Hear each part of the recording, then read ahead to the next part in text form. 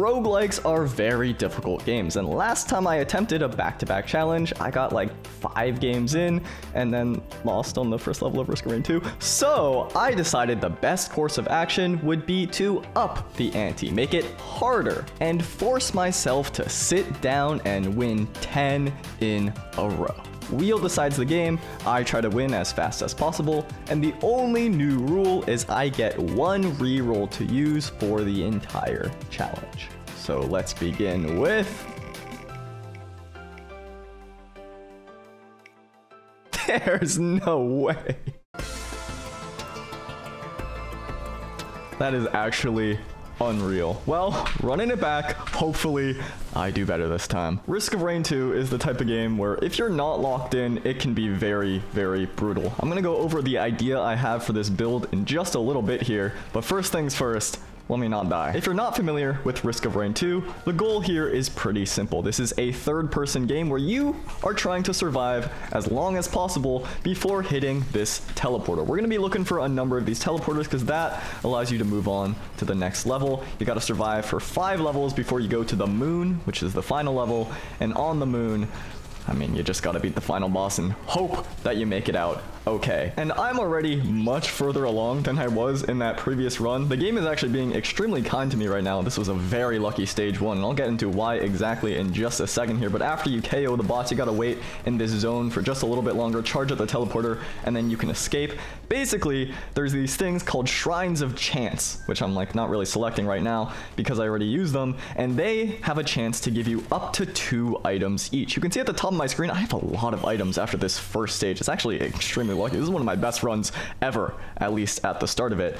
And of all the characters in the game, the captain is best equipped to deal with those. I was hoping there would be another Shrine of Chance on this stage so I could demonstrate. Does not look like there is. Basically, Shrines of Chance are famous for just siphoning away all of your money, and money is important because that's how you get items. This is a roguelike. You need the items to get stronger, so hopefully the things don't eliminate you immediately after starting. The captain is unique, however, because he has an ability that makes anything in the vicinity of it completely free. And you can imagine that that's really great if there's something that has a chance to give you something, because you just keep buying it for free over and over and over again. So let me demonstrate for you really quick here. I put down this beacon. Everything in this range is suddenly going to become free. So this $94 chest is going to be hacked. It opens free of charge, and I get a free white item. In exchange for this incredible utility, the captain suffers from 1 fatal flaw, and this is actually the thing that cost me that last run, kind of. I mean, if I'm being nice to myself, that's the reason. If I'm being real, it's because I'm a little terrible. And that is he has no innate movement abilities. So all of the movement that's really important for this game, arguably the most important thing, is movement. He has none of it. So he needs to supplement that with items instead. I'm going to be looking out specifically for 1 item, which is the Hopu's feather. It looks like a feather. It's green. If you see it, you'll know it. And while I did say movement is most important, damage is pretty important too. These bosses are really not dying. There's 3 of them here. Oh my god, I can't see what's happening because I hit that Shrine of the Mountain, and that Shrine of the Mountain is going to make the bosses even harder, but they'll give you an additional item at the end of defeating them. So I think that's worth it because items are really, really important here. And you can see there's 2 items right here because I did that mountain shrine. All right, let's go on to stage number 3. Sulfur pools. This is a dangerous map. Number 1, because you have these flying enemies that are really, really deadly. But number 2, you have those. The sulfur pools themselves. Those are little explosives. They poison you. Very dangerous. And if you don't have any kind of invulnerability, they can be very, very pesky to deal with. The captain, by the way, really has 1 main tool at his disposal, and it's this mouse 1, this shotgun, where at close range, it's a bunch of pellets, but you can hold it and you get this clean line of fire. It takes longer, but it's very, very nice. His secondary ability is this taser, which is going to freeze enemies in place for a bit, which is great because his next one is this orbital strike that takes a little bit of time. So freezing enemies in place is really great because that way they're locked into that line of sight. And here we go. Here's a Shrine of Chance. Let me demonstrate how it works normally. First, you put in your money, you have a chance to get an item, and I got nothing. You can see how that steals everything. But if I hack it, I mean, this is really where the beginning of this run came in clutch because, again, I found like 4 of those. And that's a free item right there. I can purchase it again, even if it costs $0. No harm, no foul. I'm just gonna keep standing here. You can imagine that would have siphoned away a ton of money, but instead I got it. for free. And there's another one right here. I mean, that's just perfect. I'm going to send down to this other beacon just so it's going to hack in the meantime. And not only is it good because it's free is great, but it saves you so much time in the run. And time is really important, not only for this challenge, because I'm trying to beat as many games as possible and I'm trying to stay sane while doing so, but the difficulty just keeps scaling up higher and higher as this timer goes at the top right. Honestly, huge item right here. This is the Seed of Life. This is going to give me 1 extra life. Really important because I don't want to do what I did last time. I'm a little bit traumatized, I think. But all right, here's the next boss. We got ourselves another set of Beetle Queens. This time I don't have the Mountain Shrine, but because the difficulty has ticked up, as you can see in the top right of your screen, there's still 2 spawning. And all right, a couple more shots here should be all it takes. That's the boss down. What's it going to be? Maybe the worst item in the game right now. That's unfortunate. All right, on to the next level. And those of you with an astute eye may have noticed, oh, a really good map for me. I'll show you why in just a second here. You may have noticed that the games list is not the same as before. I took a couple out, I added a couple in, and somehow we still ended up with Risk of Rain 2 first. So I don't know what's going on with that, but I'm gonna get rid of that Elder Lemurian real quick because those can also be an instant run killer if they get into close range. I took a bit of damage there, but you can see right here in this little hidden crevice, there's a $4,000 chest that I can hack and make it completely free. That is going to give me a legendary item, a red quality tier. I have yet to get it in this run, and that's going to be really helpful because that might be the run defining item. Also seeing another mountain shrine here. It's a bit of a risk. It's going to make the boss twice as difficult, but I gotta take it. Every time you see a mountain shrine, you gotta take it. We can see also that bosses are now spawning in the normal level, which is a little bit terrifying. This one's gonna do big teleports, lots of bleed damage, so a little bit scary here. And I now have a drone on my side as well. You can see it kind of floating around right here. Drones in Risk of Rain 2 are not amazing. Risk of Rain 1, drones are incredible, and Risk of Rain Returns, in fact, is on the new list of games. We'll see if I end up getting there before I inevitably throw. But let's drop down here, hopefully not take a billion fall damage, because I do have some items that break if I do go to low HP. It's a bit of a saving grace. And spare drone parts, I was just talking about drones, it's actually crazy. It's gonna make my drones a whole lot better. So everything I just said about them being kind of useless in Risk of Rain 2, I lied. The reason why I'm harping so much on getting a run-defining item is because I am very, very terrified of the final boss. He is perhaps the single most terrifying final boss I've ever experienced in a roguelike, because not only does he have many phases, as I'm sure you can anticipate, he takes all of your items. All right, let's tackle this boss of stage 4 now. I hit that mountain shrine. Hopefully it's not too bad. This is the Imp Overlord, the same thing we saw earlier, and there's 3 of them. Okay, gotta be a little bit careful here. I think I also still have my other beacon. Now, something I can do that I really failed to do the last time around in the last video is cancel my shots. Okay, maybe I shouldn't. I can cancel my shots with the beacon, and that allows me to get some pretty crazy DPS, but clearly I almost just died by doing that again. I gotta chill. I won't lie to you. I see why people are talking about throwing for content now. I see it. I see. Oh, great item. I would have loved that earlier, but I'll talk about that one in the next level because that's when it's going to start to become relevant. Unless I can find a chest. Basically, this is going to double the number of items I get out of a chest. In fact, there's a chance to get up to 5 in one, which is really, really fantastic. Now, the one thing I really want to find that I haven't yet is something called a scrapper. And there it is. Scrappers are very cool. They allow you to get rid of an item in exchange for a useless currency called scrap. It doesn't do anything for you, except you can exchange that scrap for more items in the future through something like a 3D printer. So this is a really good way to kind of design the run around the items that you want to see. Unfortunately, the last level would have been perfect for it, but beggars cannot be choosers. And I've done a lot of begging. Now, I spy a number of chests around me, but I'm actually not going to buy this one because there's a bigger one right here. And now I can use this sale star to give me 3 items. Okay, not only did I get the symbiotic scorpion, which is gonna make my damage just shoot up, I got the feather. We are in business. A little late, but I mean, better late than never. The reason why this is so important is because it gives me 1 extra jump. And not only is that good on Captain, because like I mentioned, his movement leaves a lot to be desired, Enemies in Risk of Rain 2 really struggle to hit you when you're circling around them, especially when you're circling around them in the air. And this is going to give me so much assurance for my run, which I think I'm going to need, because this thing that I'm looking at right here that I'm not giving you a full view specifically because it has ended a number of my runs in the past is a little bit scary. And look what we have here. 2 more Shrines of Chance to top it off. I'm going to put down there that hack beacon right there and then grab the other one. Hopefully 2 items, 2 good items that I can use in my run here. That's a green right away. It's going to help me deal a little bit more damage. And all right, well, you see why I hack them now? There goes all the money I just built up. Luckily, in Risk of Rain 2, it's a lot easier to get money later in the run than it is earlier, which is also part of what makes the captain so good, because this money utility ability really lets you bypass some of these earlier levels a whole lot quicker. And there's another one right there, which is kind of crazy. And look what we have right here. Yet another mountain shrine. I mean, I gotta take it. I gotta take it. Is it a big risk? Definitely. Is my damage up to par right now? Definitely not. But I would be remiss if I did not do it. And look at that guy just completely down into the depths. That's an elite enemy. Gone. I gotta take back what I said about this breaching fin, the item that I said was like the worst in the game. It is a lot better than I remember. I think there was an update. They changed it to be a green item rather than a white, which means it's rarer now, but hopefully more powerful. And I'm kind of impressed, honestly. I took a lot of damage there. I got frozen in place.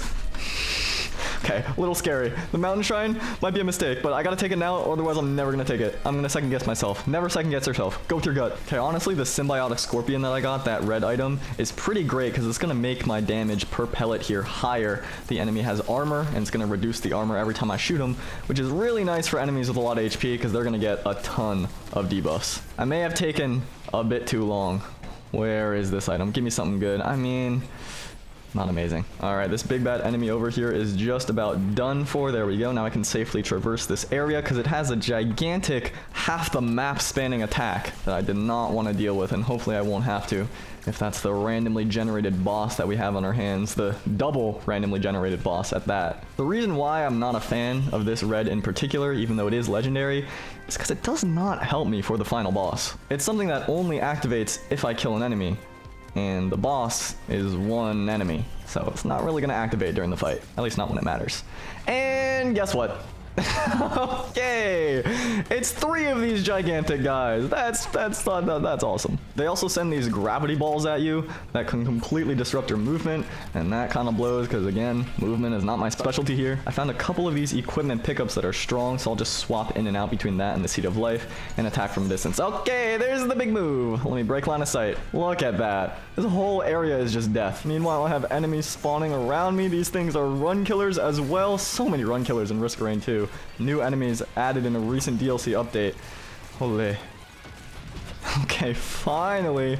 Now I can safely enter this teleporter zone. Notice a couple chests that I missed on the way, and I do want to scrap before I leave. Oh, okay, finally I got one of the bands. Kiaro's band. This is a great item. I'll talk about it later. If I play my cards right, it can guarantee me a win. But for the time being, let me get rid of some items. I'm gonna get rid of these shuriken. I don't know if you've seen them, but part of the reason is that the final boss, like I mentioned, steals all your items. Not only does he take them from you, but he can use them. So I do not want to see any flying shurikens my way.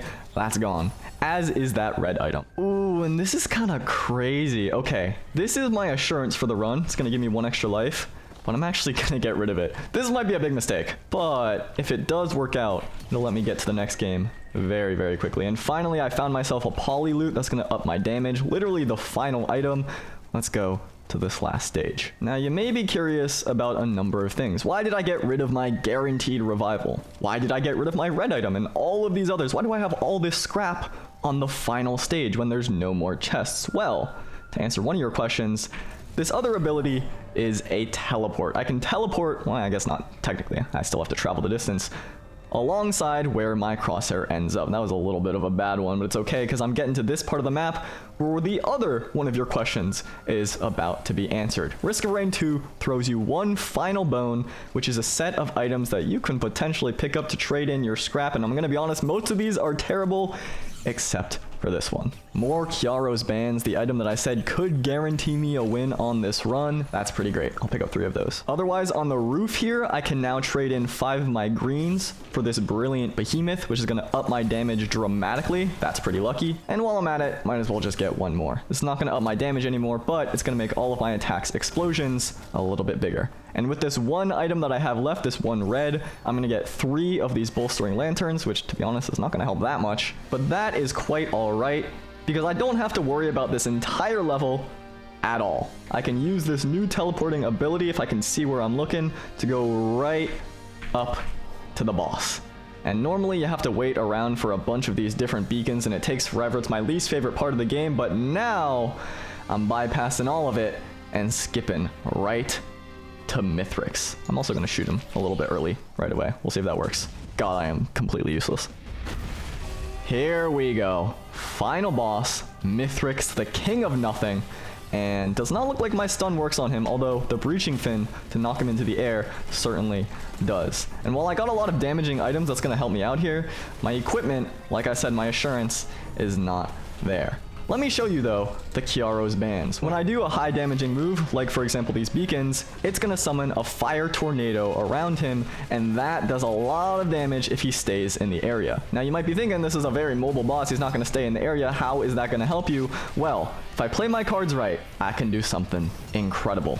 We'll see if I pull it off. First phase is almost down, just a couple more shots here. This behemoth pickup is upping my damage like crazy. He's gonna leap up, summon a bunch of his minions. This is why I said those on-kill effects mostly don't matter, because this is the only phase where it really comes into play.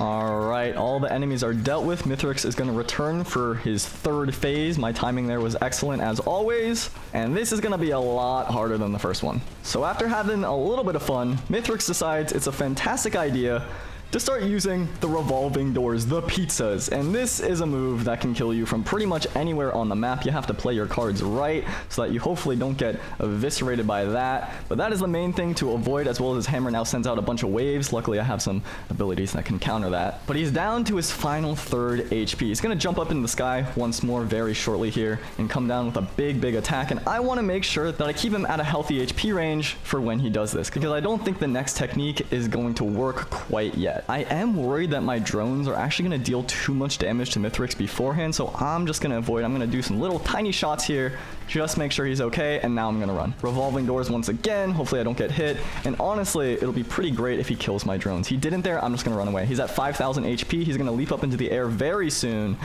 I gotta use this ultimate technique. Okay, he healed a little bit because the difficulty got higher. There he goes, jump into the sky. 1, 2, 3. The timing should be good there.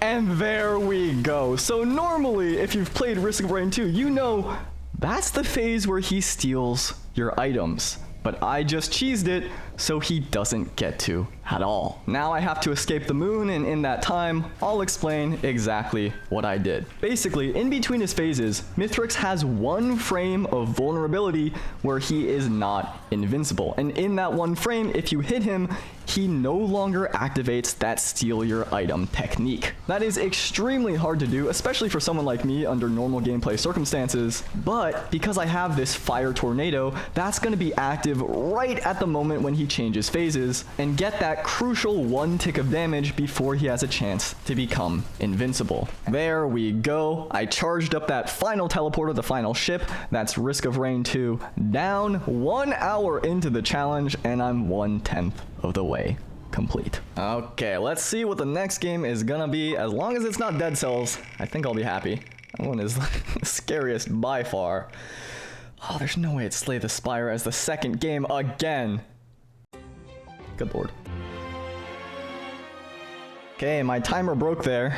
This is a little bit of a scary game for me. I think the start, I gotta do something not too risky here. Maybe I transform 2 of my cards right away. Because I did Slay the Spire last time, I'm gonna chill for a little bit. I'll briefly go over the game and go over the run, of course, but I'm not gonna spend as much time commentating it because, again, I'd be retracing my steps. The reason why I was pretty worried about this is strategy games are not my strong suit, and Slay the Spire is definitely a strategy game. Okay, I'm fighting my first elite enemy now. This will be a perfect time to talk about it. Last time I was the defect, which was all about my orbs and talking about my orbs, blah, blah, blah, blah, blah. This time I'm the silent. So you can see see I got rid of one of my cards there, and this is going to cost 2 energy. But if I get rid of a card, I get 2 energy back. So you can kind of see how these synergies start to come into play. That's a lot of damage for my first turn here.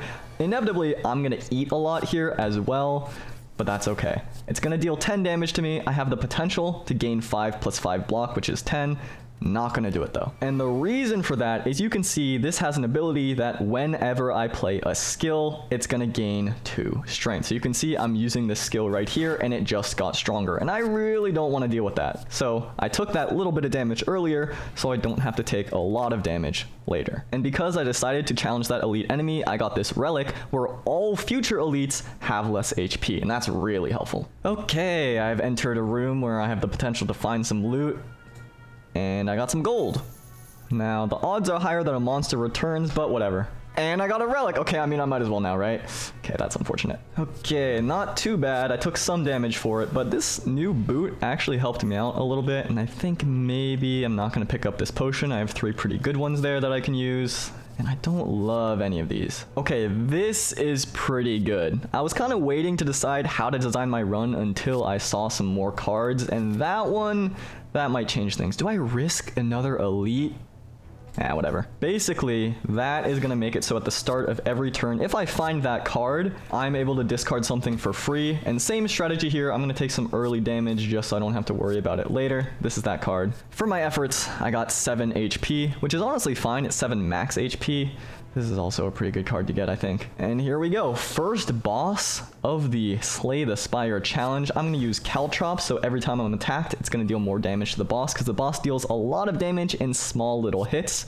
Well-laid plans allows me to retain up to 1 card in my hand, and then just deal some extra damage while I'm at it. Now, I really want to use this. I don't have any energy, but luckily, I'm able to retain it thanks to that previous card. Oh, 25 down to 35 HP. That's not very good. What's really nice though is you can see the enemy is tossing me these burns, which is a random card that's taking up space and it's going to deal damage to me. But because the silent is all about discarding, at least this build that I'm currently going with, I'm kind of fine. And this sneaky strike that I talked about, I don't even have to use a card now, because at the start of my turn, thanks to tools of the trade, I get it for free. So this is going to be a very, very efficient turn right here. And I believe that's the boss down. Okay, now I get to choose a relic, and between these 3, I don't really want these debuffs that these are giving me, so I'm gonna pick up the Astrolabe. I get to transform 3 of these cards, hopefully into something better, and I think these are honestly pretty good. We have now reached Act 2 of 3. You can see the enemies are starting to deal a lot more damage here. Okay, this is getting really dicey. I'm pretty close to losing, actually. It's been a really rough elite enemy. Is it even an elite enemy? Okay, it is an elite. It is an elite. Okay. All right. That was scary. I'm a little bit worried about the rest of this run. I have a lot of things set up for myself.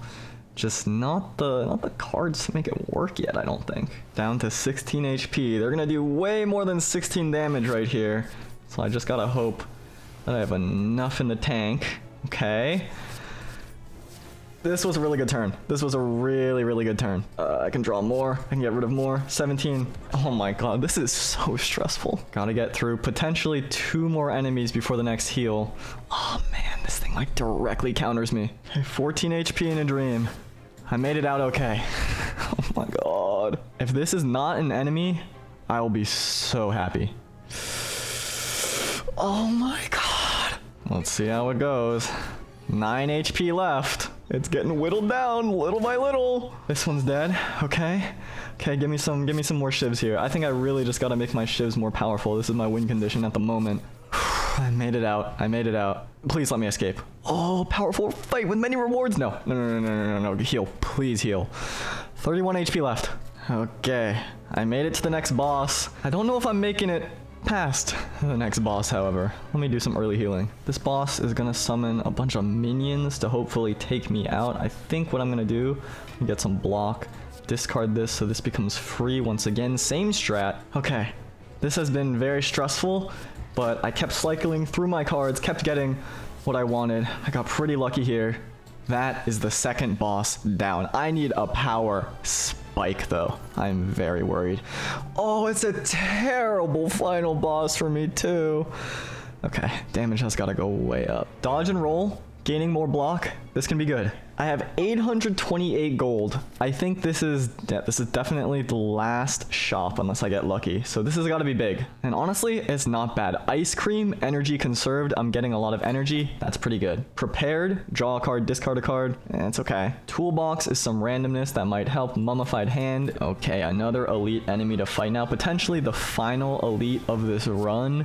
So let's get cooking. So you can see it's about to deal 30 damage, but every turn after this, it's just going to increase more and more. So I got to be careful here, but every time I play a card, it's going to take more damage. So I want to play all my defense first. That's what I'm thinking. That way when I strike, it's going to be the maximum impact here. Oh yeah, look at that. 25 on that hit. I'm gonna wait to use this. 25 right there as well. And overall, just an excellent turn. Okay. I'm starting to cook. The problem is it takes a lot of cards every turn for me to actually deal a bunch of damage. And the final boss that I have to fight here is one that punishes you if you use a lot of cards. It's a little bit scary. But all right, I just did my final heal. It's time for the final boss here, the Timekeeper. The way this works is every time I play 12 cards, my turn is over and this is going to grow stronger. So you can see how that's an issue when I have to play a lot of cards to get my play going. You can see just this first turn is already 9 and my damage also doesn't scale up super high. So I'm gonna have to deal a ton before it just keeps getting stronger. And because I don't have that many cards to use this turn, I gotta be very careful with what I do. Maybe I eat the 21 damage. I gotta deal some, but first I want to get more damage on my side. I definitely need to block. I only have one more move here. I think it's probably worth it to go for the damage. That way I also get energy for next turn. And look at this. Ooh, this is bad. It's because I deal all these little itty bitty hits. The tiny little shivs is how I'm getting most of my value, as well as all of these discards. But it's really scary when you have something like this facing you that's dealing more damage in more multiplicative ways every single time you press attack. All right, let me get some more block. Oh, 11 times 3 already. I might be dead next turn. 1, 2, 3, 4. I only have 3 cards next turn. I think I just have to end this turn here and then hope. I don't know what to do. Maybe I just go for the gambit where I try to win the next turn. That way I save myself. Okay. 11, 12. Okay, it's gonna deal 13 times 3 damage. Oh my god, okay. This is bad. I'm 100% dead if I cannot kill this in the next 2 turns. Shiv, 21. Another 21. Another 21. 2 HP! Oh my god, slay the Spire. This game is terrifying. 2 hours into the run, 2 out of 10 games done. Good lord. If there is anybody on my side, either I get Egg's Choice or I get Brotato right now. I think that is the only way that I make it through without dying from cortisol overload. Please, please, please, please, please, please, please, please.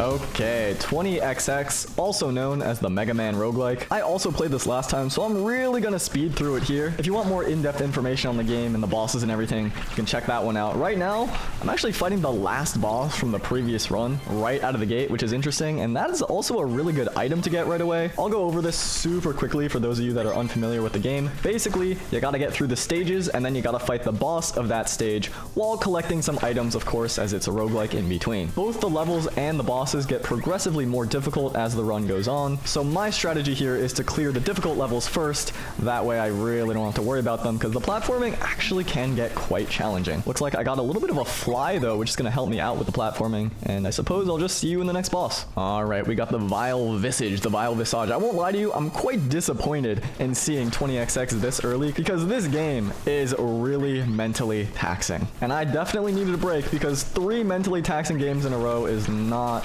good for me. The difficulty in this challenge, I think really, I mean, first of all, comes down to the fact that roguelikes are not easy games to begin with, but also the mental fatigue of trying to beat these back to back with completely different skill sets. I am far from an expert in any of these games. I'd say maybe one on the list is something I feel very confident in delivering information on, and it is one that I have yet to play in this entire challenge, so that's great. One hit away is separating me and victory here. That flight that I got is actually such a godsend. I didn't realize it at the time, but it might be the best item in the game because I can just bypass so much of the difficult platforming, at least difficult for me, and also save myself from a lot of would-be damage, which is really, really nice because you gotta hold on to that life. I say as I instantly get hit, it can really, okay, it can really escape you quite fast is what I was gonna say. Oh my god, I just keep getting hit by this guy going in a straight line.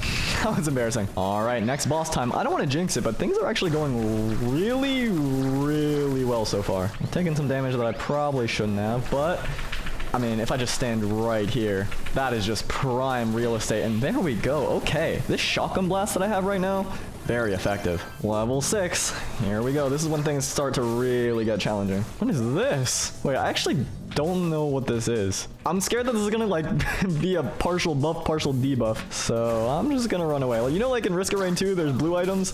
I'm scared that that's what that is. I almost just got hit by Iron Man. Now this boss is gonna be quite annoying because it just keeps jumping around and my shotgun blast has very limited range. So I gotta shoot, then just get out of the way here. As it's gonna do a big, big burst of spikes and then just try to hope that I know where it's gonna spawn next. And it was right on top of me. I mean, that's not even my fault. Okay, I've got 2 big bursts charged up here. I should probably get rid of these obstacles, but I just want to get rid of it first. Somehow I fell into lava there, even though I can fly. That's really smart. And another boss down. Okay, finally I cleared the normal portion of that level. That one was the longest yet. It was quite brutal. I got hit a number of times. Luckily, I got some fortunate drops on the heels, so I only have 1 tick of damage on me, but I did have some armor that I ended up losing, which is unfortunate. Now this guy's gonna summon a whole bunch of bats, so what I'm gonna do is I'm gonna use my big charged power to get rid of as many at a time as I can. I say as I just jump into all of them, but they're honestly pretty hard to see against everything going on. Oh my god. There we go. I took so much damage from that boss. That's not good. Well, second to last boss down at the very least. Get some more HP while I'm at it. I was quick enough to get a reward here. All right. Final boss. Final level, I should say. Another gauntlet of a level, but I'm now facing this boss, which I don't think I've ever fought its final level form before. So I'm just going to stand as close as possible while I can vertically and pepper it with these shotgun blasts. Not dealing as much damage as I would hope, though. Ooh, oh, that went a lot further than I thought. It probably does some kind of indicator of where it's going to finally end up, but I don't know. Alright, there we go. Bullet hell, not my strength. You can tell Gungeon is not on this list because I've yet to really play it. Same can be said about Binding of Isaac. Same can be said about Inscription. And if I fooled you this time because you didn't watch the last video, that's fully okay. That was not the last level. Because of course, they've got to do something where they combine every single stage in one. Okay, that was a marathon of a level, and I got hit far more times than I would like to admit. Luckily, there's some heal here. Got a lot of those for free. All right, let's see what the shop has for me. Some good upgrades, honestly. More power, more speed, more health drops. And you know what? I'm going to lose some HP here so that I can get free nuts. And then I'm going to use this to get the HP back. Oh, wait, I just lost my armor. Oh, that was so dumb. It's okay. More HP anyway. We're good. Okay, on to the Scientist. This is a boss that combines the abilities of all the previous bosses in little miniature forms. And before, the last time I did this, I had a weapon that made the different phases very easy because I had a blaster that shot in all 4 directions. Unfortunately, I don't this time around. I have the shotgun. So my positioning has to be a lot more precise. HP bar is halfway down. I've eaten like maybe 4 or 5 hits already, which is not great. There's some more, but these supercharged shots deal a ton of damage if I can get all the hits. I was just talking about not liking bullet hell. I suppose this isn't really true bullet hell though, but if I'm struggling here, then you can imagine in a real one, it'll be a lot harder. There we go. 3 treasure chests. And what if I told you the game still isn't done? 1 more level. Okay, I somehow made it through, leaving with full HP. I did lose a ton of armor, but now I can just buy everything I want in this shop. All this excess money is great. Maybe it'll drop me additional health too as a free item. It doesn't, that's okay. And on to the longest final boss in gaming history. This is the other of the two scientists that experimented, I suppose, on your main characters. There's two available to pick from. And in order to get to the final boss, you unfortunately have to defeat a bunch of yourself, make it through these legs, get to the other side, make it through these obstacles, which the fly is going to make trivial. I took some damage there, that's totally fine. And then do that like 10 more times. Okay, that was actually a lot shorter than I thought. Maybe I'm just dealing a ton of damage with my primary, because I feel like it took a lot longer last time, but maybe I was just imagining things. And now we have the escape phase, where this little robot guy is gonna help me by shooting these giant laser beams. So hopefully I don't, you know, lose. Here we go. This should be it. There we go. Finally, that run is over. Quite a bit faster than last time as well. 20xx down, and honestly, it's a few of the harder games already out of the way. Okay, the ones I'm most worried about right now: Risk of Rain returns, Brotato, Dead Cells. Those are the three. I suppose that Super Auto Pets also has a bit of randomness associated. Okay, Vampire Survivors is fine. I can work with this. This is another game that I played last time, so I'm really gonna speed through it this time around. I know I said that before, but I got ahead of myself. Now, Vampire Survivors is a bit of a dopamine generator. If you're unfamiliar, basically, you don't control when you attack. You only control the movement of your character, and your goal is to KO, knock out as many of these enemies as you possibly can, pick up the gems, get more powerful, and outscale the horde that is, of course, running after you. I'm going to talk about my build in a second here, because I think this one is a lot more interesting, maybe, than the first time around. But I do want to say, last time I mentioned, there's things known now as Vampire Survivor clones, because this game invented the genre. That is actually not true, as I've learned from the comments. Vampire Survivors is more like the Thomas Edison of Vampire Survivor type games. Didn't invent it, certainly popularized it, and a lot of people give it a ton of credit that it may not fully deserve. Granted though, this is still an incredible game. My goal, I believe, is to make it to 30 minutes on the counter, so that's really what I'm shooting for. Now, the build that I'm using today is really centered around my primary weapon, the Rune Tracer. It's these things darting around the screen, and these are gonna bounce off every single wall, which is great because the map that I'm currently on has a ton of walls. It's a long corridor. So that means if there's a bunch of enemies grouped together, they're gonna get knocked maybe 1, 2, 3 times in that same area, and my damage is really gonna shoot through the roof. On top of that, I picked up this Arcana type card. You can get 3 in a run. That's gonna give me 3 extra of these Rune Tracers. So not only do I send them out, not only do they bounce all across the screen, not only am I able to upgrade them throughout the run, but there's gonna be 3 more. And on top of that, if I pick up a chest at the right time, I'm gonna be able to combine it into an even more powerful weapon. I didn't get it there. I actually upgraded my King's Bible instead by accident, but should be within the next couple. If I get this big monster right here, I should be able to get 1 more chest. There we go. Maybe this will give me the upgrade. There it is. And we're set. No future. The evolved Rune Tracer. Every time it bounces, it's now going to explode for a bunch of damage. Oh, look at that. My AoE just got insane. Vampire Survivors could not have come at a better time. With this build, I think I might be set for the rest of the run. Okay, I am big chillin' now. I got this fire wand that I can now use to make myself even more powerful, as it's probably gonna upgrade if I open this chest right here. Never mind, it's the Santa water that just upgraded. Well, that's also its final form now. Let's see about this. There it is. 2 more upgrades in their final form. I still got 8 minutes left. I'm doing well. I'm gonna look for 1 more weapon. We'll see if I can get it. Oh, there it is, the Night Sword. Okay, retaliates with bonus damage affected by greed. I'm just gonna hopefully get this up to level 8 as fast as possible. I don't know, I guess I'll pick up an extra health, extra life, whatever. Because the way that this weapon upgrades, if I'm not mistaken, is with this item floating on the map right here, the Stone Mask. So I pick this up, I get 1 extra inventory slot, and now I just want to level up this Night Sword as fast as possible so I can get the upgrade, which I've actually never gotten before. Okay, there's 2 upgrades right away from that chest. Maybe I'll take 1 more chest, see if I get lucky. There we go, that's another upgrade. What level is it at now? 7? Okay. I think I'm just gonna level this up immediately after getting it. That's kind of sick. Unless I need the Stone Mask to also be fully leveled. Oh, That might be my bad. I might have made a little bit of a mistake, but you know what? I think we're okay. I didn't know any better. There we go, 30 minutes down. I'm gonna be immediately eliminated here. That's gonna be game over, stage completed, another run done. And if somebody could inform me what went wrong there, let me know. 4.4 million damage on my bouncing projectile. What is the next game gonna be? Risk of Rain returns, Super Auto Pets Dead Cells. It's what I'm worried about most. Give me Hades, I'll be happy. Brotato? Oh, 2 Vampire Survivors games in a row? Okay.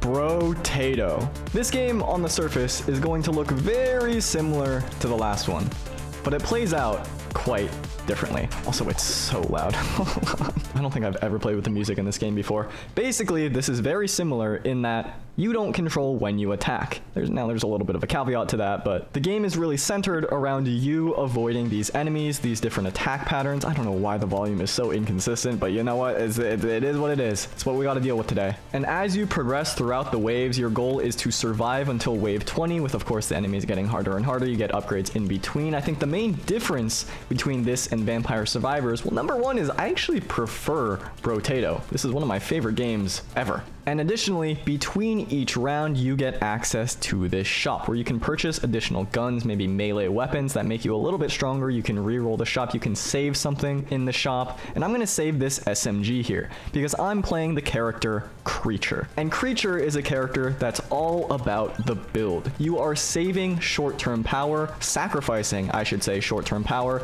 in order to gain a lot more long-term. And when that comes into play, I will let you know. For the time being, I'm gonna try to knock out these enemies, pick up the money, and get more power. I believe wave 9 is when I'm gonna get a ton of money if I'm able to survive that round, because a lot of these weak enemies are gonna come at me in a big clump and they're gonna drop a whole lot of money. So that's when I'm really expecting to get my power spike. So for now, I'm just building up until wave 9, and then I can kind of choose where I want to go from there. In between rounds, you can also level up and then get a certain number of permanent upgrades. Right here, I kind of want to get range. You can see I'm negative 28 range, and the reason for that is the trade-off for Creature. You can see that at the end of every wave, not only am I losing the rate of XP, I'm also losing range. And range is really important because I'm playing a ranged weapon. But what I just bought here is a cursed SMG. And this is really what we're talking about here. Cursed weapons are much stronger variants of their normal counterparts. You can see it's glowing purple in the game right here. And this is how you go from strong to exponentially strong, because there is a cap on how good your individual weapons can be, and Curse just raises that up dramatically. What makes the Creature special is it starts with an item that allows you to save one item in the shop, and there's a percent chance, minus 28 in this game, that that item becomes cursed and gets much stronger. The downside is the more curse you have, the greater the chances that the enemies also become cursed. And those enemies, of course, are going to deal a ton more damage as expected. Right now, I've got the maximum of 6 weapons in my hands. You can see I have all 6 around me. My goal is eventually to pivot off of these standard normal SMGs and get to some of the items that are a lot more powerful, but I really don't have to worry about that right now. You can see I'm kind of clearing these enemies like it's nothing. So now you can kind of see the gameplay loop a little bit better. I end the round, I get a little bit debuffed, but hopefully I get a little bit stronger in between rounds when I save these items here. So it's basically a race against the clock. Can I get enough XP fast enough? You can see I'm already at minus 10 at the top of the screen there, and start snowballing these buffs before the game starts snowballing me. And alright, this barnacle you can see is now cursed. So now when I level up, I'm going to gain 64% more stats, as well as this SMG, which is even more powerful now. It's at an upgraded tier of quality. So now I have 2 very strong weapons on my side.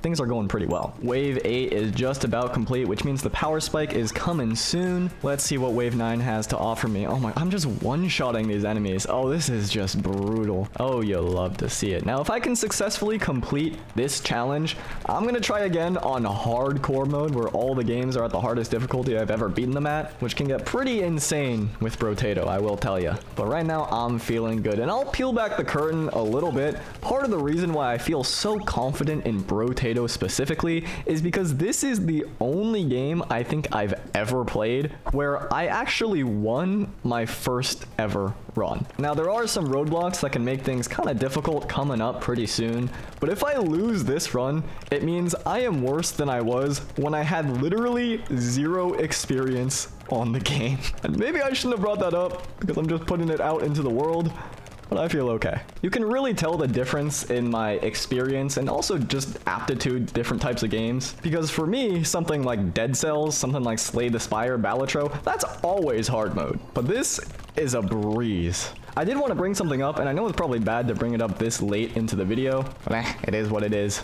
I don't think I'm really about optimization right here. The amount of support I got on that last roguelike challenge was mind-blowing. Of everyone who watched that video, not only did that video get so much more of a response and so much more of a positive response than I expected, I mean, I was just shooting in the dark, but out of everyone who watched, only 0.6% were regular viewers of my channel, which means somehow it reached all of you. I don't know. It's some magic there. So I'm just very thankful. It's very scary to go outside of your own bubble where the people that you interact with are familiar, and maybe you've weeded out the very mean ones, or maybe you love the mean ones. Maybe those are your favorite fans. I don't know. But everyone who found it, everyone who enjoyed it and left a nice comment and even subscribed, I appreciate it. That's very, very kind of you. And I hope I can keep doing these mentally taxing challenges. I have a lot of ideas for them, so we'll see how it goes. I gotta get through this one first. All right, we're on the second to last wave now, and I realized something kind of funny. Because I'm playing on normal difficulty, I didn't realize that elite enemies, like big mini bosses, and big horde waves where they just send enemy after enemy after enemy against you, don't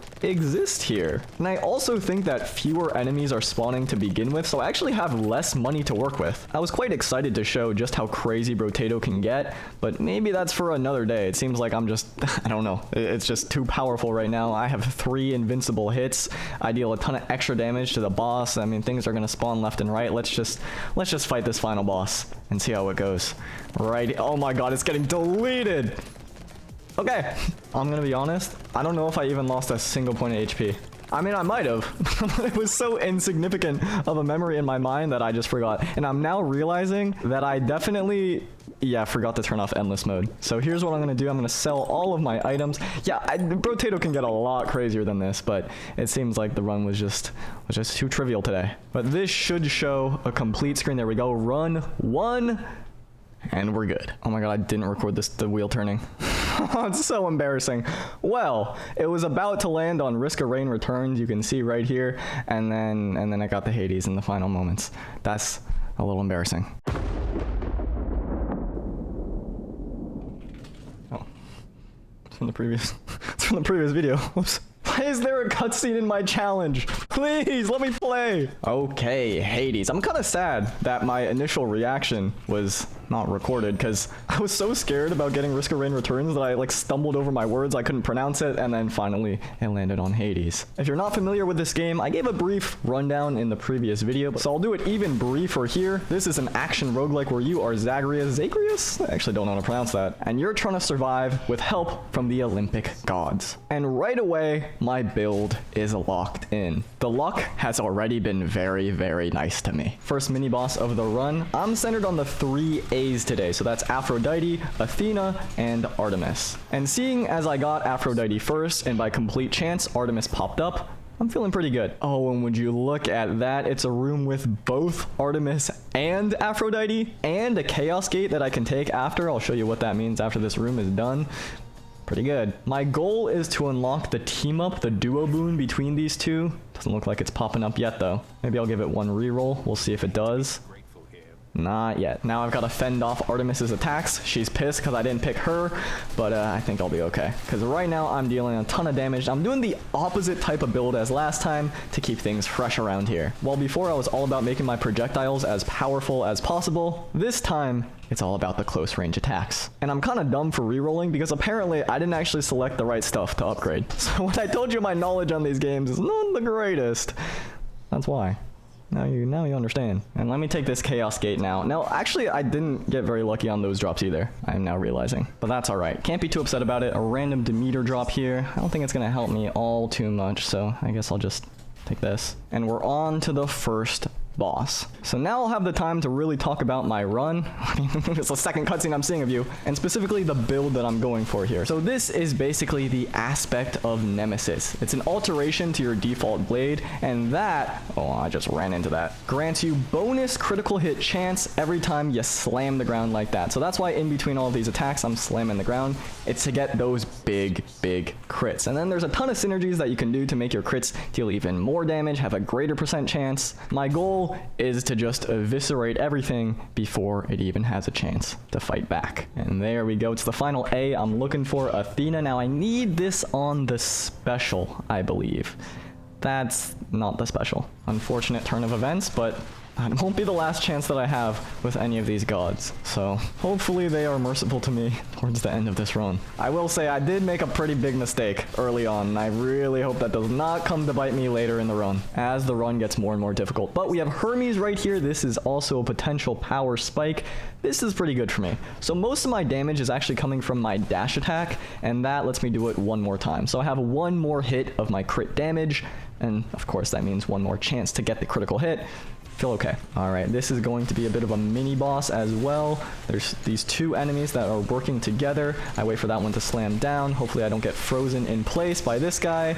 That one's down already. Send out my cast so I can deal more damage. Lots of synergies going on, but honestly not the ones I'm looking for, because those duo boons that I mentioned are at the heart of this run, really. And wait, I'm realizing I already got Artemis on special. I don't know what I'm doing. I feel like I had such a good plan, and it's all falling apart. And I wish I could tell you it's because I played like a ton of games in a row, but I think this is just me in my default state. That makes me really worried for the upcoming strategy games, like Balatro, like Super Auto Pets. Oh man, if I'm making mistakes like that in those games, it's a whole lot worse. Because at least this, if I don't deal a lot of damage, I can hopefully get out of it with my movement.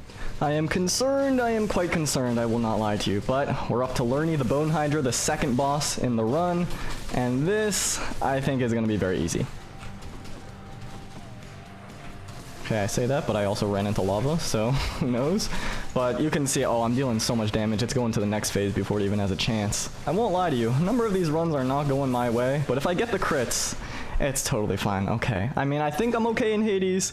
It's just not the run that I wanted. I suppose it's on me for committing too hard at the start of a roguelike run and wanting something to go my way that way. I was being selfish. I was being greedy. And if I see the words double edge in front of me, all is forgiven. Okay. You know how I was saying most of my damage comes from my dash attack? Well, now every time I dash attack, it hits twice. So my damage has almost doubled in one single room.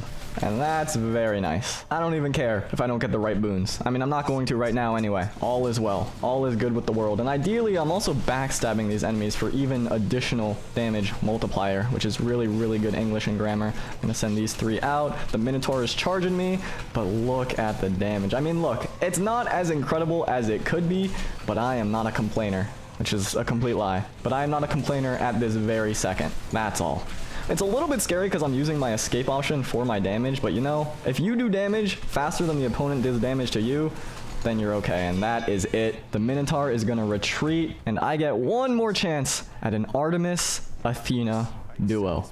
Let's see it. Okay, there we go. There we go, there we go. Turns out that all you need to do is keep complaining. Oh my god, my damage is crazy now. The power spike that I just hit in this third level, I feel pretty good about it. Let me explain what's going on after I clear this room. So basically what I just got is called Heartrend. It's the duo, like I mentioned, of Artemis and Aphrodite. And what this does, if I scroll right here, bonus critical damage versus weak enemies, 150%. And on top of that, weak is an effect that I add just by attacking normally. So not only do I get 30% extra crit chance every time I use my special, after I deal critical damage, there's an additional 60% chance, and all of that damage was just boosted. On top of the fact, and it gets...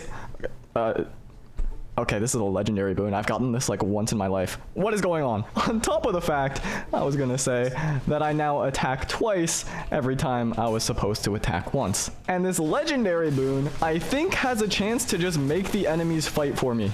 which is kind of, yep, there it is. You see that giant heart? I don't know if you saw it. It went by kind of fast. Maybe because I'm dealing a bazillion damage. Okay, I can't complain at all. So all of my basic attacks now have a chance to make the enemy my friend. And they no longer deal damage to me, I believe. And they also are going to deal a bunch to the enemies. Now, I'm not really showing it off. Maybe I should try harder. But it's when they have those big hearts. Now, I'm in a competition with Thanatos right now to see who can get more enemies. And I might just blow them out of the water. Okay, 24-4. That's a little embarrassing. I'm going to get a little bit of extra power just from doing that. And he's going to give me more HP. Perfect. I got lucky and the game rewarded me even more for being lucky. That feels pretty good. All right, on to the third and penultimate boss here, Theseus and the Minotaur. Now, I'm going to do something I've like never really done before. I'm going to try to kill Theseus for... Oh, Theseus is my friend now. Oh, that's sick. Look at that, the Minotaur's my friend now. What is going on? He's just attacking the Minotaur. Wait, this is sick. I'm going to try to kill them both at the same time. We'll see if I can do it. Ah, a little risky. But I think... No, it was a little bit off. That's okay, though. That's okay. Damn. What an easy boss that was. What's funny is at the start of this run, I also got the lowest tier of quality on my main attacking moves. Imagine if I got any higher. This would be even crazier. All right, the final Aphrodite boon is going to be another damage boost. Perfect. Okay, let's tackle the final boss now, Hades himself. I'm very curious. Can I convince him to be my ally? Like, does that ability work on Hades? Because that would be... Oh my god, it does.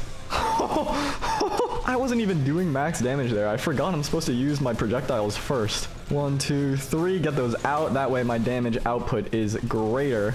Oh, I might take damage there. No, I'm good, actually. Oh my god. Hades is so cooked. I took a little bit of damage, but you know what? It's okay. I was being a little bit too aggressive, I think, because I was using all of my escape options to attack. But can you blame me? Look at what's happening. This is not even the most ridiculous run that you can get. Not even close, in fact. Let me toss these out right away. Get my extra crit chance. Backstab damage bonus. I take some damage. It's okay. It's too much going on right now. Now I'm becoming invisible, which is his own ability, and he's not even doing anything to me. I don't know how that works. This is like the first time I'm using it. One more good aggressive play should do it. Ooh, took a lot of damage there, but you know what? It's fine. It's fine. I played a little bit quick there. I rushed a little bit at the end, but that's Hades down.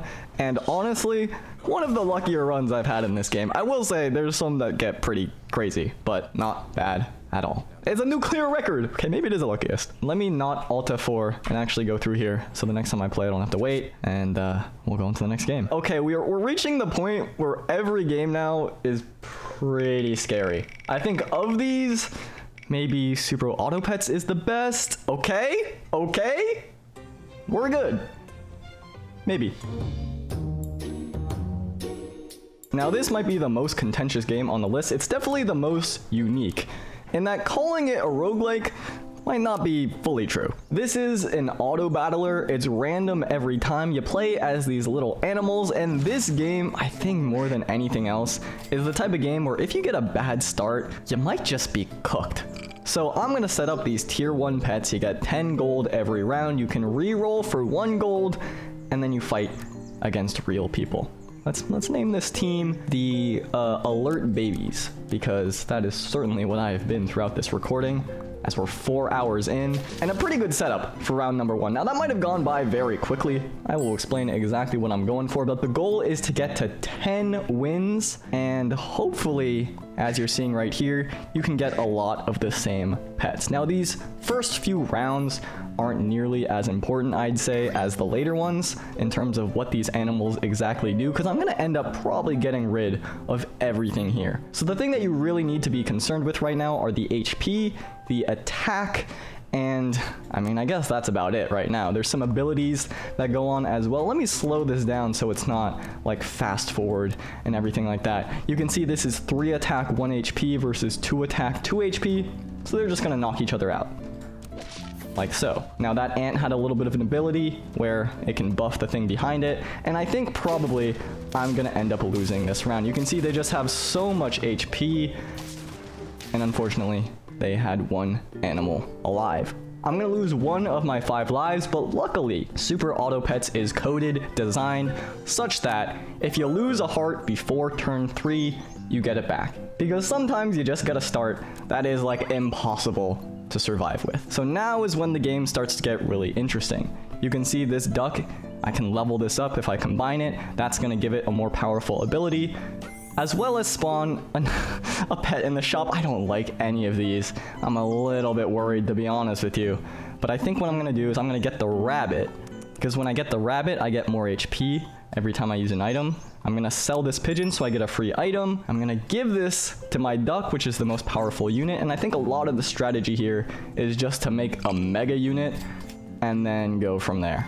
So I'm gonna keep pumping up this duck as much as I can, and hopefully that will bring me to the finish line here. Unfortunately, you can see they have pigs, which are very powerful but very weak. It was enough to take me out, but that's another win. Now is where I think I'm gonna make a little bit of a pivot. So I don't have a lot of strength right now. I'm gonna sell one beaver. That's gonna buff up a couple of my random units. I'll buy the swan, which gets me more currency. And as you can imagine, currency is really important. And I'm just gonna save this fish for the next level. My swan's even more powerful now, that's great.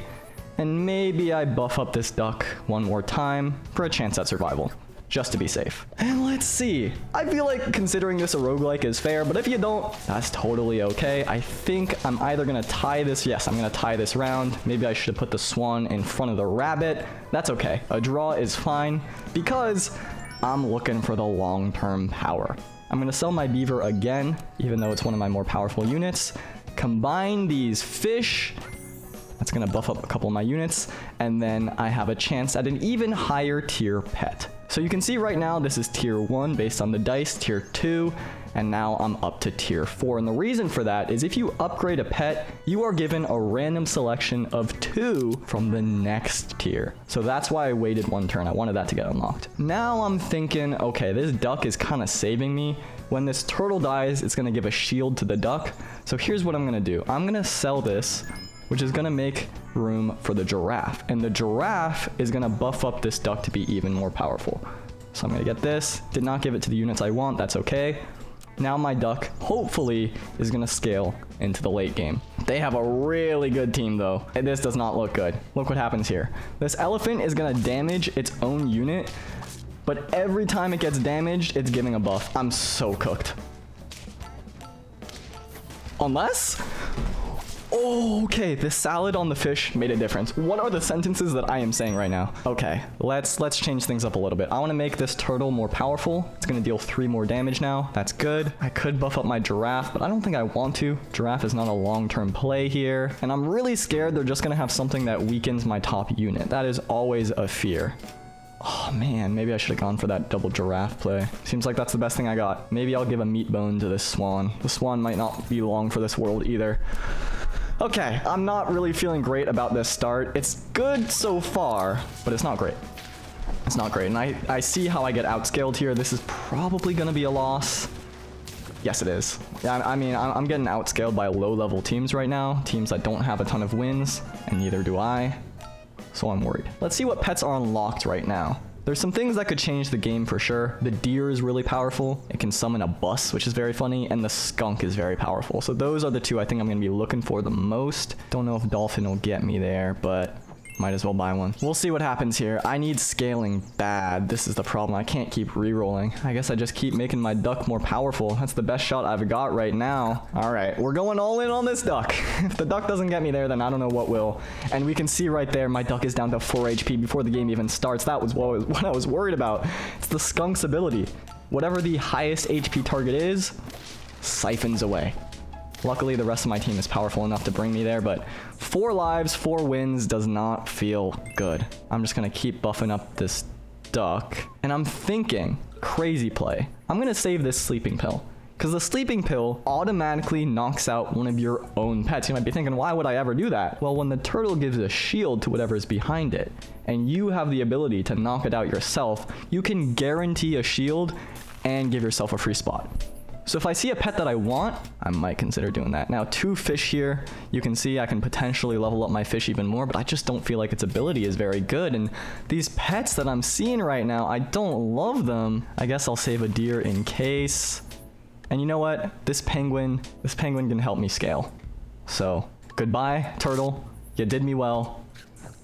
Hello, penguin. Maybe I get rid of this deer too. Now, there's a lot of different types of builds. We've really only seen one type so far, which is just get as powerful as possible. Unfortunately, I lost my shield there, and I'm probably going to lose as a result.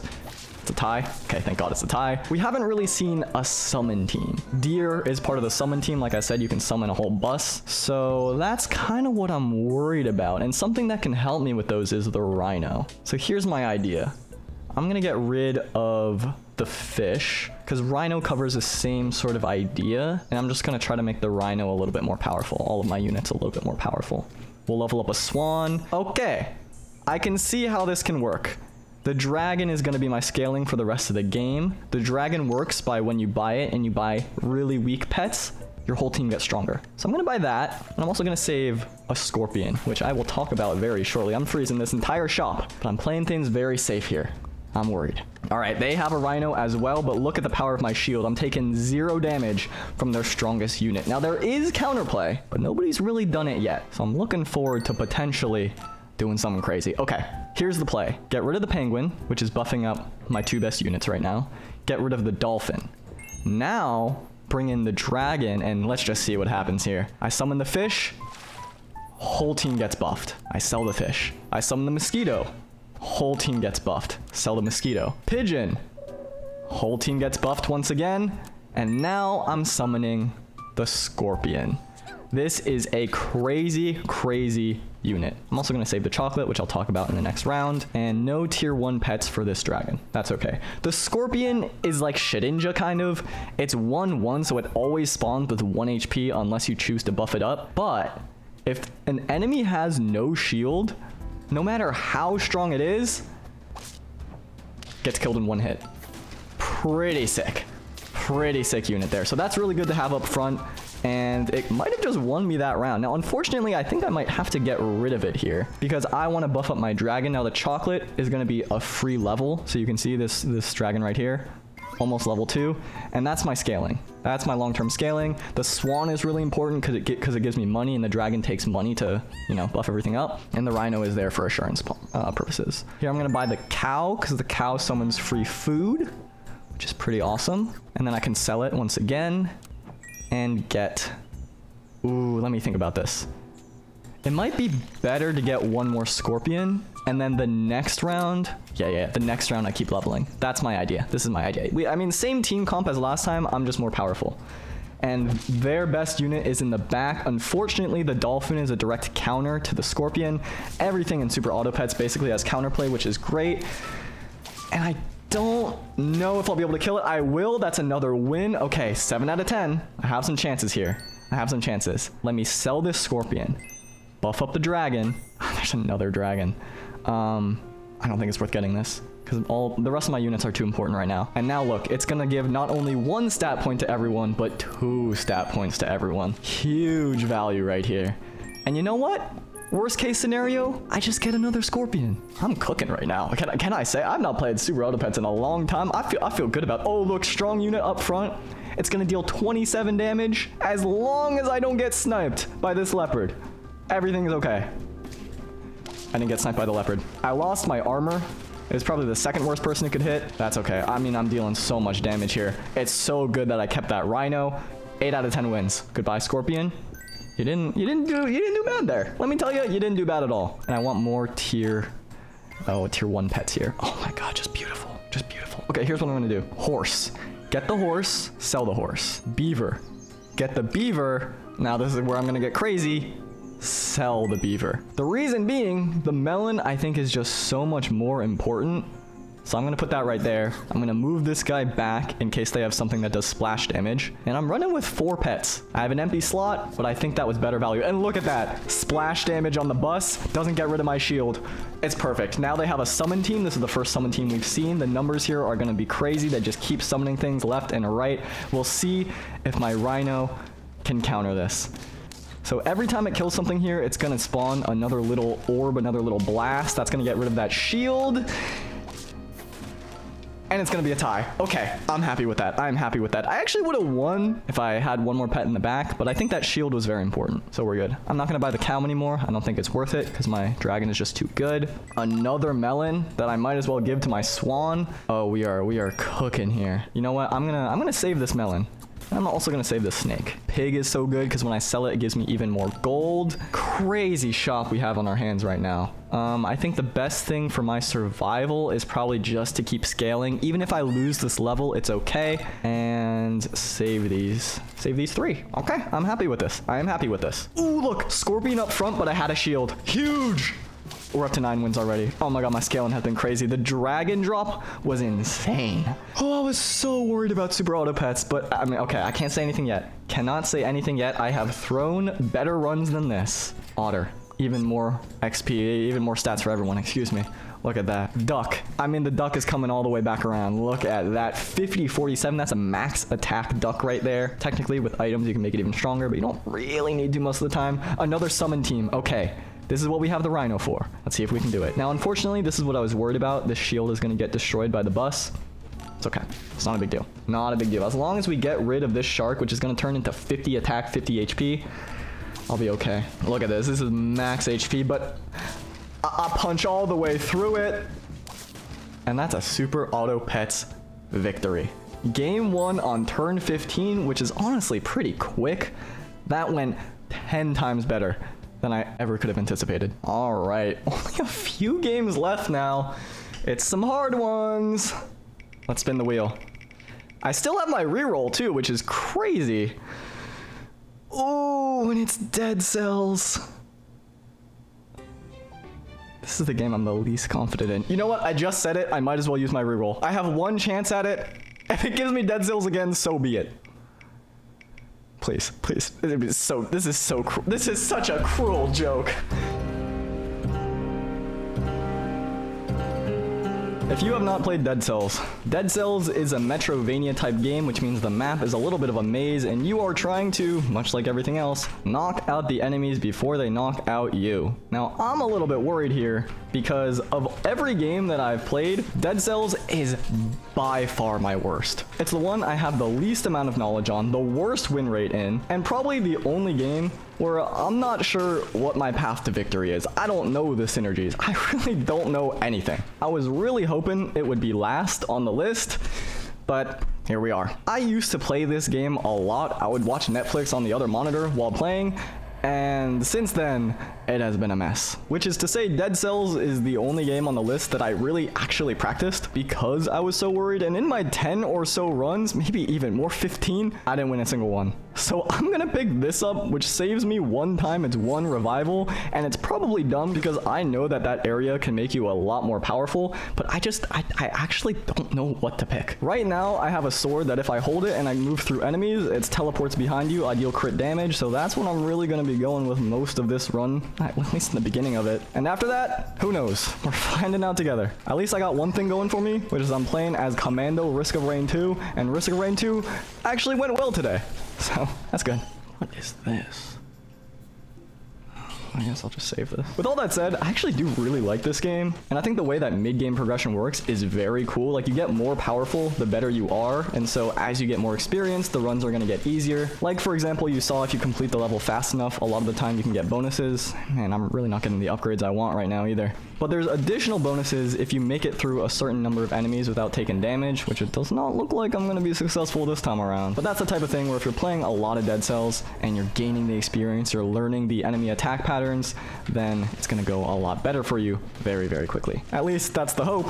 Has not been going well for me so far. Like I mentioned, still have yet to win a run recently. The last time I grinded Dead Cells, I mean, it was easily like 5 years ago, maybe even more. I actually don't even know. Luckily, I did pick up this ice bow, which freezes enemies, and that might be my crutch for this run. If I can freeze enemies so that they don't damage me, maybe things will turn out okay, hopefully. So I did clear that before 8 minutes, but I did not kill 60 enemies without getting hit. So fortunately, I don't get all the buffs in the world. Let's see if something here is good for me. Maybe this one? I didn't mention it yet, but one of the ways that you scale in Dead Cells is through the different colored upgrades. You can see I have 1 red, 1 purple, and 3 green. I just took damage in between the level. Wait, let me go heal. Okay, that was dumb. My bad. I think I was saying ideally you only prioritize one of the three, I think, but that does not appear to be what's happening right now. Either way, I got an upgrade so that when I roll, I believe it shoots the ice bow, but only after I attack with a ranged weapon. So maybe I want to make this money shooter my primary weapon, but it also makes me lose gold, so I don't know what's going on. I'm lost. I definitely need a new primary weapon because this red is not really what I'm upgrading. You can see I'm dealing a lot of damage right now by teleporting behind them, but I think that's gonna fall off pretty quickly. Now, Dead Cells gamers can correct me if I'm wrong here, but I believe the objective here for my damage at least is to get synergies that line up with each other. So you can see my item, my money shooter does 80% damage to poison targets, 70% to a stunned enemy. So if I can get something that poisons or get something that stuns, then my damage is gonna go way up. Definitely want to explore the map as much as possible so I can get more of these purple upgrades. I don't know why I went purple. I don't know if it's good. I don't know if it's bad. I like the color. Oh, wait, I actually got 60 enemies without getting hit. And this thing gives me another... Okay. What is going on here? Maybe I'll do more damage, I guess, with my greens. It's actually crazy to think about because if I went green or if I went red, I'd have 9 right now. But instead I'm 5 and 4, which is probably useless. Maybe there's a green upgrade or something that I can purchase that will help out my survival in the run, because it is called survival. This purple one is tactics, the red one's brutality. Green is survival, so maybe I'll check that out. I should look up like a Dead Cells tier list mid-challenge. Oh, these guys look scary. Oh, my crit does not even take them out in one shot. That's very intimidating, because this is not even close to the final level. The enemies get so powerful. Challenge Rift. It's the worst that could happen. Free items! I think I vaguely remember these. It's like an obstacle course, and now I have to get through. Uh-oh. That's like, how do you even do that? Like, how do you even mess up like that? Oh, it's embarrassing. Okay, I made it through. I think I only got hit twice. That's fine, that's fine. Let me heal. Let me heal. God, you can tell I'm just nervous about Dead Cells. Like, nothing else. Yeah, I mean, Slay the Spire, kind of. That's an elite enemy. Oh, but I get something good if I kill it. Okay, let me try. I'm just taking so much damage here. Let me teleport behind you.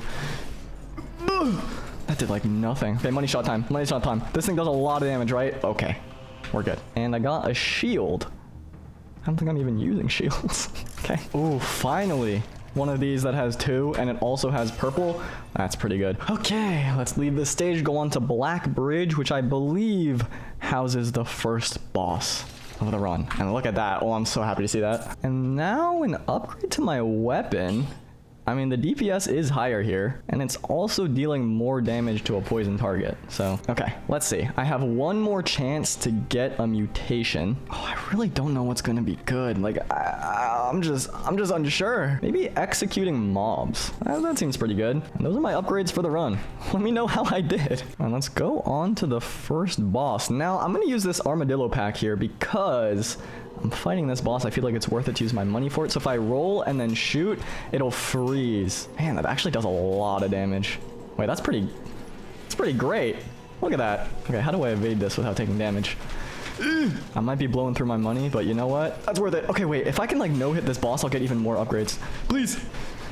Please. No, what am I doing? What am I doing? I jumped into him, jumping into me. Let me tell you, that does not inspire confidence for the rest of this run. What is this? Magic bow. Let me check this out. It's kind of slow. What if I'm scared? I mean, the DPS is so much higher though, and shots pierce. Okay, whatever. I'm running it. I'm going purple, so everything's purple. This might be a mistake. We'll see how it goes. Oh, and a better ice bow. Even more damage to poison targets. Okay. Oh, I guess I'll replace this ice bow. And maybe I just keep the money shooter in the backpack. That way I can freeze enemies and then I shoot them with this homing thing. Unfortunately, I did not no-hit the boss. Oh, wait. I can re-roll these, right? Pierce launches a grenade. Biters crawl from the dead. 50% damage when you're at max HP, launches a grenade, pierces first target. I mean, that seems good. Sure. Stilt Village. This is the next level, and I won't lie to you gamers, I'm a little worried. Well, all my shots just got blocked there, which is unfortunate.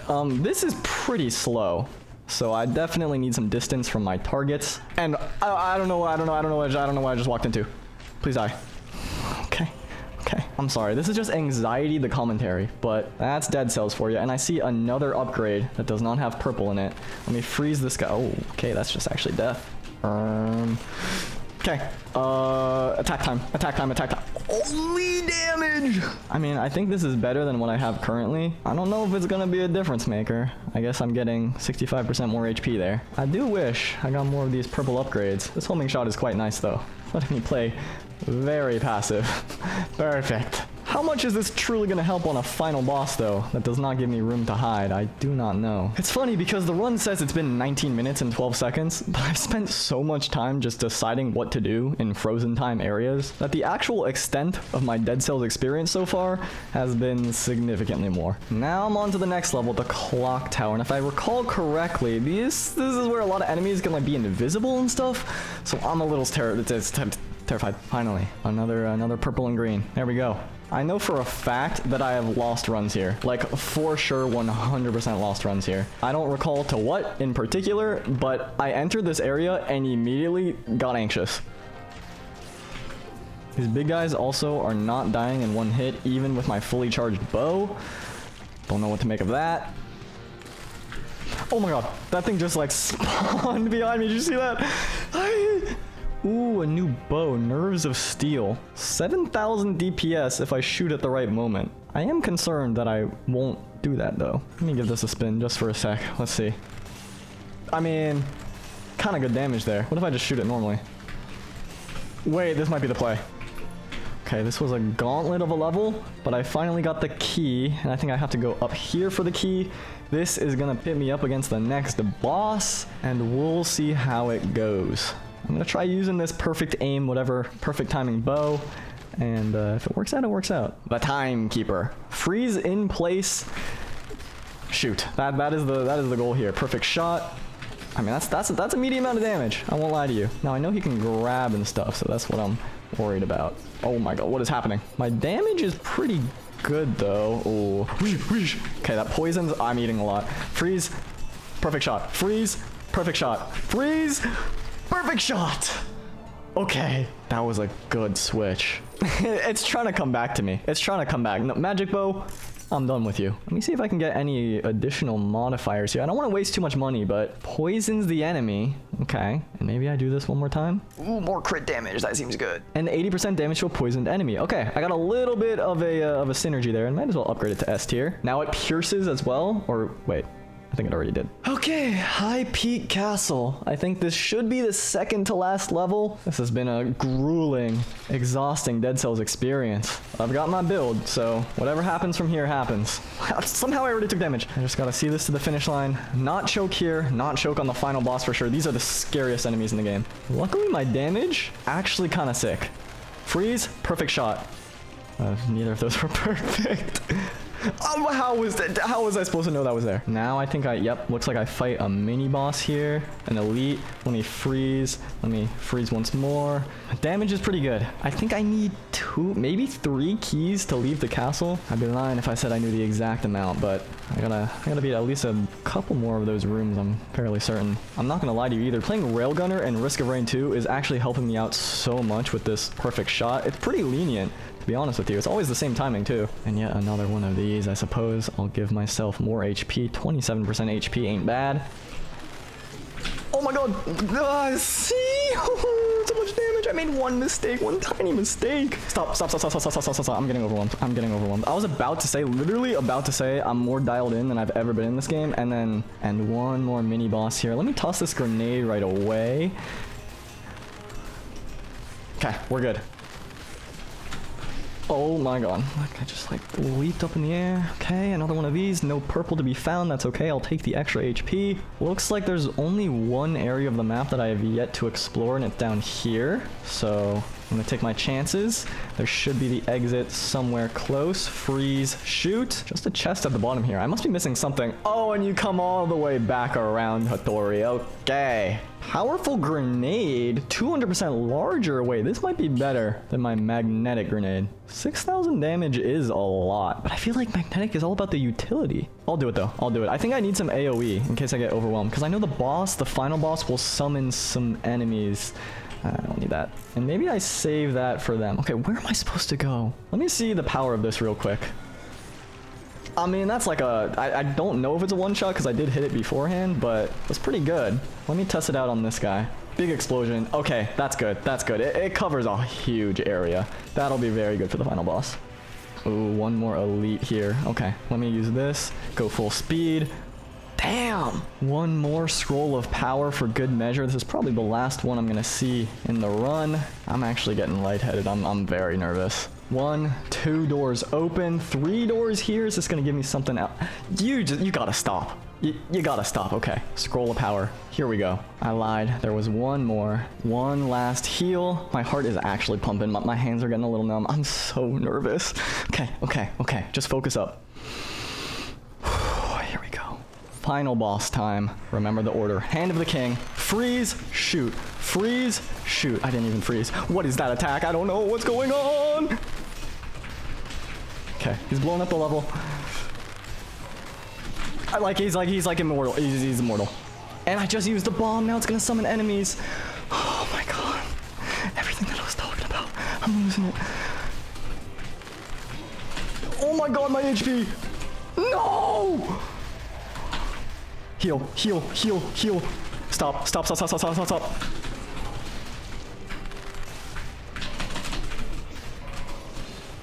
Okay, he's mid-attack. Heal. Freeze. Shoot. He's like not getting frozen. I don't know what's happening. I don't know what's happening to me. I only have 1 heal left. I don't know why he's like invincible to attacks a lot of the time. Okay. He's gonna summon more enemies. Just wait for the shield. Throw the bomb. Now.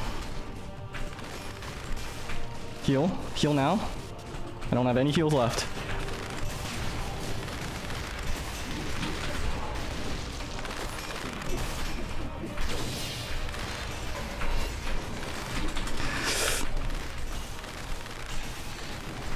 I don't know what he's doing. Stop. Yes. Oh my god. Oh. Please, if there's another boss, I'm actually gonna start crying. I don't remember. Please tell me that's it. Please tell me that's it. Please. How do I beat the game? How do I do this? Oh my god, that was so close. An actual miracle in the 11th hour. I cannot believe it. I'm done playing Dead Cells. It'll be really funny when I throw this run on Ante 1. My hands are so numb. Oh my god. Okay, we started with Risk of Rain, and if I can beat Brotato, we will end with Risk of Rain. Here we go. This is a scary one. Now, last time I got lucky by getting literally the best Brotato run I've ever had in my entire life in the actual challenge. This time, I'm not so sure I'm gonna be so lucky. This is a very difficult game for me. If you're unfamiliar with Brotato, this is a poker-like roguelike game where your goal is to get hands that score highly. I'm not getting it right now. What's going on? Okay, and then that should hopefully push you over the blind score. And I'm not really speaking correctly right now, but the sooner you do it, basically, the more money you're gonna get. And my goal is to beat Ante 8. Things are going to get more and more terrifying as the antes go up. Maybe an early madness could be huge. This is a risky play for me though. I'm going to go the safe route, just open up this Joker pack, which is going to hopefully give me some stuff to work with, and I'll go with 6th Sense. So essentially my goal here is just to make it through. Brotato is a very difficult game for me. I'm really not good at strategy, and my win rate is abysmal here. But I'm going for flushes right away because those are pretty good in the early game. They're pretty easy to get and score quite highly. Now I'm thinking, because I have this 6th Sense, which destroys a 6, if I play a 6, it's the first hand of the round. Okay, my bad. I was thinking what I can do is I can go for a quick destruction there, maybe get a card that is gonna carry me for the rest of the run. Does not look like that's gonna happen early on here, and I'm gonna look to get some jokers that will really push up my score, like Wii Joker. Okay, Wii Joker early could be pretty good. Now I'm gonna want to play as many 2s as possible. Let's run with Wii Joker. So now all diamonds are debuffed. They're not gonna score at all, but I'm thinking, okay, it might be risky, but what if I just play this 6 right away? It's gonna get destroyed. I'm gonna get Deja Vu, which is going to make it so a card plays twice. And if I put that on a 2, could be pretty good. We could be cooking here. Okay, I see the line. I see a vision. Just gotta make it work. This 2, unfortunately, is not gonna help the wee joker, but maybe I dig for more 2s. I also have 9 spades to work with for the flush score here. I think I'm just gonna get rid of this. I have a flush if need be, and maybe I can find another 2. Did not find another 2. Let me make sure this 2 is in this flush, and I think maybe this should score high enough. Yes, okay. We cleared ante 1 of 8. A lot to go though, a lot to go. Of course the game is gonna get progressively harder. Red card is not bad for me here either. It's gonna cost a lot of money, unfortunately. Basically, these are booster packs. And if I buy a booster pack, I'm gonna end up spending $9 for red card. But you know what, I'm gonna do it, because I really wanna use this deja vu. Okay, here I can make another 2 of spades. Let me make this, it might be a little bit early, but I'm gonna use this deja vu on this 2. Then I'm gonna convert this 3 into a 2. Oh, is that dumb? I think I need money. I think I need money. Might have been a misplay there. I got worried. This is giving me nothing right now. But if I do this, and then skip, this got a little bit more powerful. Okay. I wasted a ton of money, so now I really need to play my 2s. I think I'm gonna keep looking for spades because my 2 is a spade, and I don't see it here, but I don't think this is gonna win. Hopefully not. It might. Let's see. Okay, didn't win. That's good. That's good. I don't want to win on that hand because I want to play my 2s as much as possible. Here's a 2. Make this wee joker a little bit better. And now I have to not lose, which is maybe a tall ask. Hopefully this wins.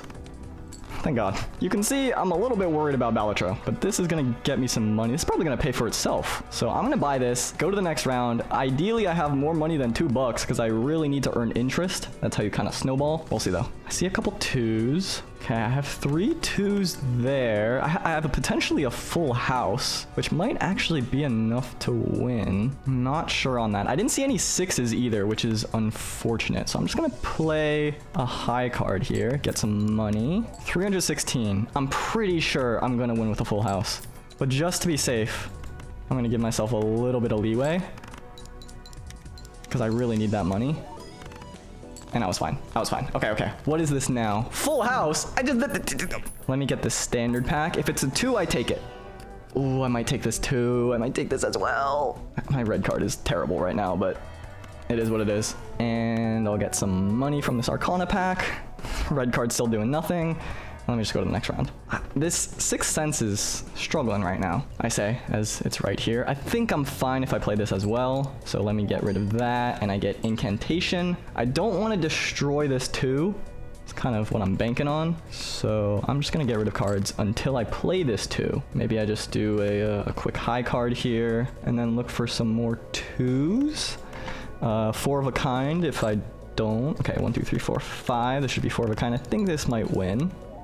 Yes, we're good. Cutting it close here. I need more molt, which is the red. And I could be getting more if I just keep skipping, but I'm not skipping any of these packs. You know what though?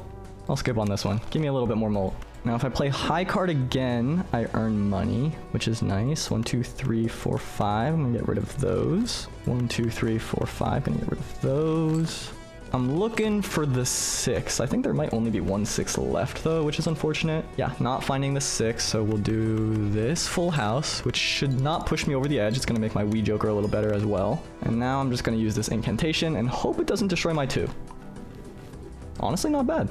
Not bad. Okay, I'll just use this high card here. It's gonna give me some money, and that's the round. Cards played previously this ante are debuffed the pillar. That's a little scary. If I get a flush, I get money here. Let's see what my flush is looking like right out the gate. Not bad for spades. And it has a 2 in it. I could work with that. That one does too. What is the better odds here? Definitely, I'm scared. Maybe I just play this as a pair, and then I get rid of these. I think that's what I'm gonna do. And then I have a flush there, which might actually win. So I want to see if I can play another 2 before that. Okay, and then we do the flush, which is also going to give me a free card here. This Jupiter right here. And I don't think I really love Jupiter, so I'm going to keep it in my inventory so that I can't find another one. My money situation is finally a little bit better. So I'm thinking, ooh, what should I do? Strength can be pretty good. It can get me more 2s. So I'm just gonna do the highest cards here and do strength. And this ace is just 1 card away from being a 2, and of course I want 2s. And square joker is also chips. I don't think I need chips though. But what I can do is I can buy this hallucination, and then I can sell this flush. So now I have full interest. And if I play a pair, I get money. Okay. Now my 2s only actually make money when they score. So I'm gonna have to get rid of this, unfortunately. Gonna look for 3s, I think, and aces, because there's a big chance I can get those more than anything else. Pair score though is pretty great, so let me get rid of as many cards as I can before I make a move. Here's this blue seal, and maybe I want to level up 3 of a kind because I'm going to push for as many 2s as possible, and just go 1, 2, 3, get this blue seal on 3 of a kind, and I think that'll push me over. Yes. Burnt joker will get me some levels. I don't know how much that's gonna help though. Let me buy this voucher, so now I can see more of the shop. Credit card, it's okay. Okay, I'm gonna buy this buffoon pack. I better get molt here. Literally all of them are chips. What am I supposed to do with that? Okay, I guess skip it. Get some more for red card. 12 molt isn't amazing. Start with 0 discards, 10k. All right, that's gonna be tough. Because discards is really, they're really carrying me right now. I just want to play as many 2s as possible. If I get a full house, I get a full house. That's great. If not, that's fine too. I see a flush. I'm not gonna do a flush. Okay, full house it is, I suppose. I'm gonna get the $4. This to-do list has honestly been great value for me, which is surprising. I don't think I've ever made this work. That's some good score right there. I'm just worried that it takes a while. I don't know if I need to hunt for the blue seal, and I'd rather go for the guaranteed money here, because I'm not sure if it's gonna win. It might just beat this outright, and I don't want to waste that $4 that I could have gotten. Okay. It might be time to say goodbye to red card. Gross Michael and the abstract joker here are pretty good. Let me open up these jumbo packs just to see what's inside. Maybe I get a hallucination proc as well. Here's another 2. Or do I go the king of clubs with a gold seal and hope that I can bump it up to become a 2? I think I want to go for the guaranteed right now just because I'm worried about this ante. If I could select 2 cards though, ooh, I would have. This is too high. I'm going all in on 2s, I think. Maybe I decided a little too early though. I only have 5 after all. And I also have 5 5s. If I get hack, this is insane. I'm taking it. I'm taking it. Goodbye red card. And 6th sense, but I only have 2 6s left. I think I need the molt for this round. I'm just scared. Ooh, I shouldn't have re-rolled, but it's okay. Okay, now we're cooking. It might be time. I don't know which joker to get rid of. It might be hallucination. No, but I really do like the tarot cards it gives me. Abstract joker, for sure. Because Gross Michael is the same. It has a chance to break, in which case I lose the entire run. But you know what? That's a risk I'm willing to take. Brainstorm, huge there. This is gonna copy my leftmost joker, the Wii joker, and I think this is giving me double the chips now every time I play a 2, which I'm pretty stoked about. Flush gives me $4. I don't think I win on flush, do I? Ooh, I might now. Okay, just to be sure, I'm not gonna copy this Wii joker. Wait, that's not even a spade. Okay, sorry, my bad there. There was a little distraction. Yeah, okay, roll the wheel, whatever. What are you gonna do? Okay, let's see if this works. Let's see how many times this Wii joker procs here. 1, 2. Did that work? I don't know, but my score is looking clean, so I'm okay with it. And I don't have to worry about skipping booster packs anymore. The main thing that I have to worry about is this breaking. There's a 1 in 6 chance to break, and that could ruin things for me. Honestly, if I go even Steven instead of hallucination, well, before I decide, let me open some packs so I can get the value out of it, potentially. That's another 2. That red seal 2 is looking a little sad right now. Doesn't have any friends, but the rest of my deck is okay. High card is pretty good for $4. I think I get rid of this just for the safety. I'm just worried. I know the molt it's giving me is not, it's gonna be diminishing returns, but it is what it is. This is pretty good money. This is an additional 5 each round. And I get more to-do list. Okay, 0 discards, 10k.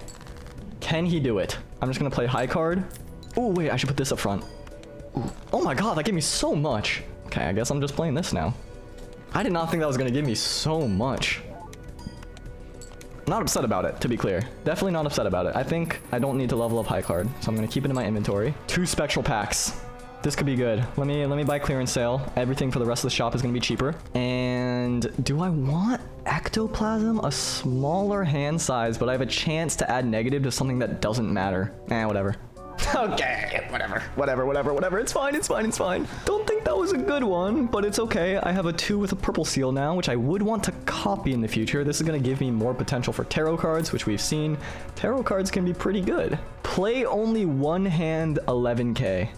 A little scary. Maybe I want to get a joker that multiplies the molt, the red number. That would help, especially now that my hand size is smaller. I'm a little concerned about that. Okay, digging for 3 of a kind. So let me get rid of these 3s. Ooh, this 2 is good to re-roll. I'll just get rid of these. I want 3 of a kind and 2s ideally. Okay, I can get rid of this 2 now for temperance, which is more money. I love more money. And let me play 3 of a kind instead of 4 of a kind, even though I lose value on this purple seal, because that's gonna get me more. Okay, is it better for the money or for the Wee Joker? I'm kind of going all in on Wee Joker, aren't I? Yeah, let's do that. Because it's also going to be extra trigger with the red seal. 200 chips on this Wee Joker. My molt broke. Uh-oh. Okay. Got a couple objectives here now. I need molt ASAP. 7 is something. And I need times molt ASAP. Okay, this is great. I know I can strength these, but I need money now. Oh, I get 2. I get to play 2. Look at that. 2 more 2s. Perfect. Okay, give me 2s. Concerned. Maybe I buy and use a judgment. Not playing 10 or 4. I sell the judgment. Only spent $1 for that, and I got molt with fortune teller. Misprint is more molt. 20 molt if it's 3 or fewer cards. Interesting. I could buy a steel card. I could do that. This hallucination really likes me. Okay, I'm going to the next round. 11k one hand is really scaring me. So let's get a good gauge of what's happening. 4 of a kind. Let me steal this, which is going to be a potential times molt. 1, 2, 3, 4, 5. It's gonna give me another chance. Another chariot. 4 of a kind. Okay, I guess I'm playing 3 of a kind right now. Is that gonna win? I don't think so. I'm fine, right? Oh, that's a lot of money. That's a lot of score. That's a lot of score. I didn't mean money, actually. It's not that much money. Strength is good for me.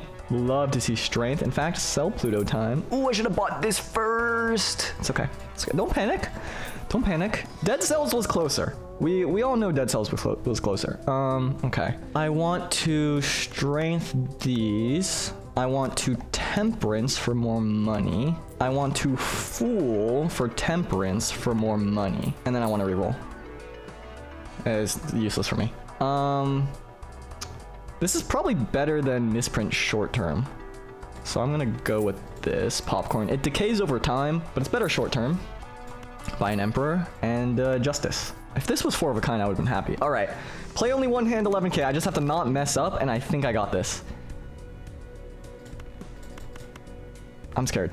I don't see any 2s. I have 9 2s in my deck. If I don't see some more 2s, I am going to panic. I only have 2 discards left. Please. Okay, there's 3. There's 3. Give me one more game. Okay. I'm gonna make one of these glass, just to be safe. Hopefully I get a death card here. Perfect.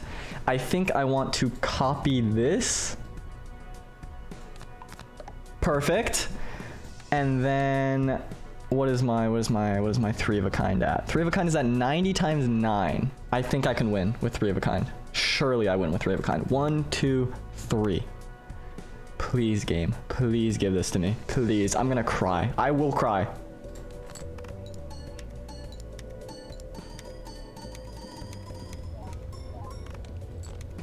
I was a little bit okay. I was a little bit okay. What is the score to beat anti-8? You know, I don't know. I don't know the answer to that question, but I will take another discard. Finally a hermit. That's 20 bucks. This is 16 bucks. It's more worth it. Thank God I got rid of that red card early. That was worrying me. Now I need times molt. Times molt is all I'm looking for. Get rid of 3 and 4, because I can't really make them 2 easily. Then give me more money. Probably better than the to-do list, and I think I'm okay on chips. I'm gonna get rid of this for money here. So now every time I discard, it's 5, but it's actually 10 because of my brainstorm, which is kind of sweet. Okay, I have another reroll now. And this is a little stronger. Fortune teller. Give me times mold. I need times mold. More money. Okay. More money. More rerolls. We're just rerolling till I see what I want. I don't see what I want. There's times mold. Do I need it yet, though? Do I need it yet? No, absolutely not. This is going to depreciate over time, but we're fine. Every discarded 5 is going to give me 10 bucks now. Perfect. I just have to remember to move it at the end of the round for a Wii Joker. There's going to come a time where I need to copy something that's not Wii Joker. I would love to see hack. If y'all see the Joker hack, let me know. I forgot to move it again. Do I win on pair? I might win on pair. So I want to see if I can find... I win on high card.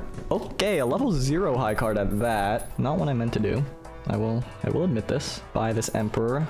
Give me a Polychrome 2. Oh my god, you were so close. I don't want to talk about it. Let me level up 4 of a kind here. That's sort of my, like, all goes wrong 4 of a kind hand. Okay, times molt. Here we go. This fortune teller is already worse than popcorn. We're selling popcorn. We're going for steel Joker. Now I really want steel cards to make this more powerful. Honestly, I kind of wanted steel cards anyway. Ride the bus would have been great early on, but that's not the world we live in. I got to discard 3s now. Let me reroll one more time. What is with this photograph? Sell Venus. I might as well use Venus, whatever. Death is amazing here. Don't clip that out of context, please. 2, 3, 4, 5. There's no 3s to discard there. It's okay. 3 to discard. That's 10 bucks right there. Ooh, infinite money glitch. Now I can get rid of these 2s. Oh, what is the blind? Decrease level of played poker hand. Oh, I'm chilling. That's no issue whatsoever. Ooh, make this gold, which is gonna up my money if it stays in my hand, but I want it to stay in my hand anyway. 3. That's 10 extra bucks. I guess I can level up pair here. Maybe I want to level up 4 of a kind though. I think I want to level up 4 of a kind. I have so many 2s. This is my best hand for sure. And then let's look what the steel Joker, the difference it makes. 60k. I feel like that's low. Wasn't I at 160 before? It's because I had the steel cards. The steel cards are multiplying even further. That's why.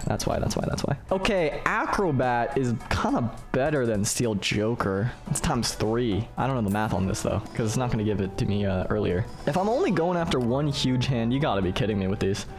Then maybe Acrobat's better than steel. This might be a throw, because the odds that I forget about it are high. Mime could be good, because that reactivates my steel even more, and I'm going for steel. Okay, what do I get rid of, though, for it?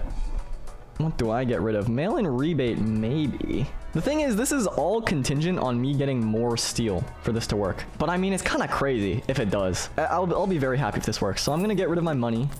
And now I think if I copy Mime, it can go sicko mode. Okay, wait. This is a times 3 molt every hand. Can I get 6 more enhanced cards? Probably, but I'm gonna play it safe. I already took a risk by changing things up. I don't want to change up too much in one round. I am scared. I'll make another glass 2. Make another 2 here. You know what? 1, 2, 3, 4. I'll get rid of 4. It's a rare get rid of 4 situation. And maybe that was dumb, but either way. Let me make this another 2. Now I have another tarot card. Wait, was this here the whole time? Okay, I should have leveled that up as well. All right, maybe there's some thought behind replacing the Acrobat in the previous level, because I already have, I forgot I had tarot card, like purple seals. That's okay. I got 2 more enhanced cards as well. This is a little bit stronger. And let me see how strong I am without Acrobat, because I still have 5 2s to work with and 4 hands. So let me do 3 of a kind here. Do I want to level up 3 of a kind or 4 of a kind? I want to level up 4 of a kind. And I think if I put this here, it's going to go crazy. Let's see. Wait, that's net 0. I forgot I decreased the level. 183,000. Pretty good. Oh, it's not net 0. I got 2 of them because of the mime. Okay. I think we're in business. Now, if I really want to win, this might be the answer. It's not really a speed run, but it is something guaranteed. And I get more shops, which is pretty good. I'm going to buy it. Whatever. This is going to make this ante go from 7 to 6. So I'm going to replay that last one so that I can see more shops. You can see this is still 40,000. And then I can also level up my Wii Joker in the meantime. Unfortunately, I got rid of my moneymaker. So I'm going to really have to rely on the mime to do it for me. Should I? If I do this, does it work double for the tarot cards? I don't know. Okay, either way, I can buff these up. 1, 2, 3, 4. I do want to level up 4 of a kind, and I'm okay not getting 2 planets if this weak Joker gets a little better, I think. The math might not add up there, because this is also going to give me chips. But, let's see. Yeah, I'm good. I keep seeing the same jokers over and over again. What is with the game trying to give me all of those? Okay, Emperor, not amazing, but not terrible. Justice is good. In a pinch, don't really want any of these. I'll get 2 pair. Dust could be good. It'll also make Acrobat better. I'm chilling though, I'm chilling.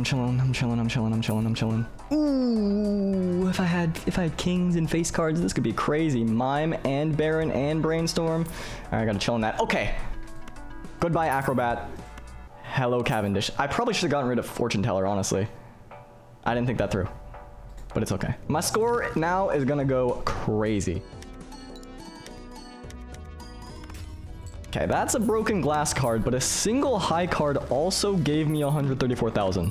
So Balatro might be okay. I don't know what Anti-8 has in store for me, but I think now that I can play multiple cards, I'm okay. And this is another ×3 molt. Do I just get rid of Fortune Teller? What's the worst that could happen? I just need 2 more enhanced cards. It's not going to be hard. I can do it right now. Surely, right? Let me reroll once. Okay. Okay. Surely. Okay. Yeah, there we go. 16. Perfect. I think what I actually should have done though, now that I'm looking at it, should have made this steel and then copied it. That's my bad. I just got excited. And a spectral pack for good measure. No, I'm good. I don't want either of those. Now I must play 5 cards, which is not gonna be difficult. 1, 2, 3, 4. I really want to see these purple steel 2s. There we go. Death. I mean, never punished, actually. That's crazy. And get me... I think I'm okay on score. Get me more money here. Actually, let me copy this lucky card. Yeah. It's a little bit redundant with the mime, but it's okay. I think long term, it's probably fine. I have to play 5 cards. Oh my god, I'm so stupid. Okay, wait, please don't lose here. This would be the worst day of my life. Oh no. Okay, wait, let me think about this. Good lord, good lord. Did I just throw away everything? I'm pulling up the calculator. Okay. Okay. That was concerning. But if I put Cavendish up front, I think, let me play 5 cards. I think I win. If the run comes down to not reading must play 5 cards after I just said it was easy, get me there. Get me there, game. Thank God. Okay, it was 385,000. I'm gonna keep this guy up front for the rest of the game. You know what? Let me do that. Let me do that. Oh my God, everything is throwable. It's actually insane how everything is throwable. I guess use death so that if I find fool, I can get death. There we go, death. Club cards are debuffed for the boss. I do have a lot of 2s of clubs.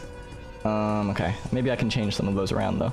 Either the mime or the wee joker can go there for extra value with the gold cards and stuff that I'm certainly not finding right now. Okay, 1, 2, 3, 4. Get me some extra chips here. And we're good. I'm gonna save death. I want to save death for now.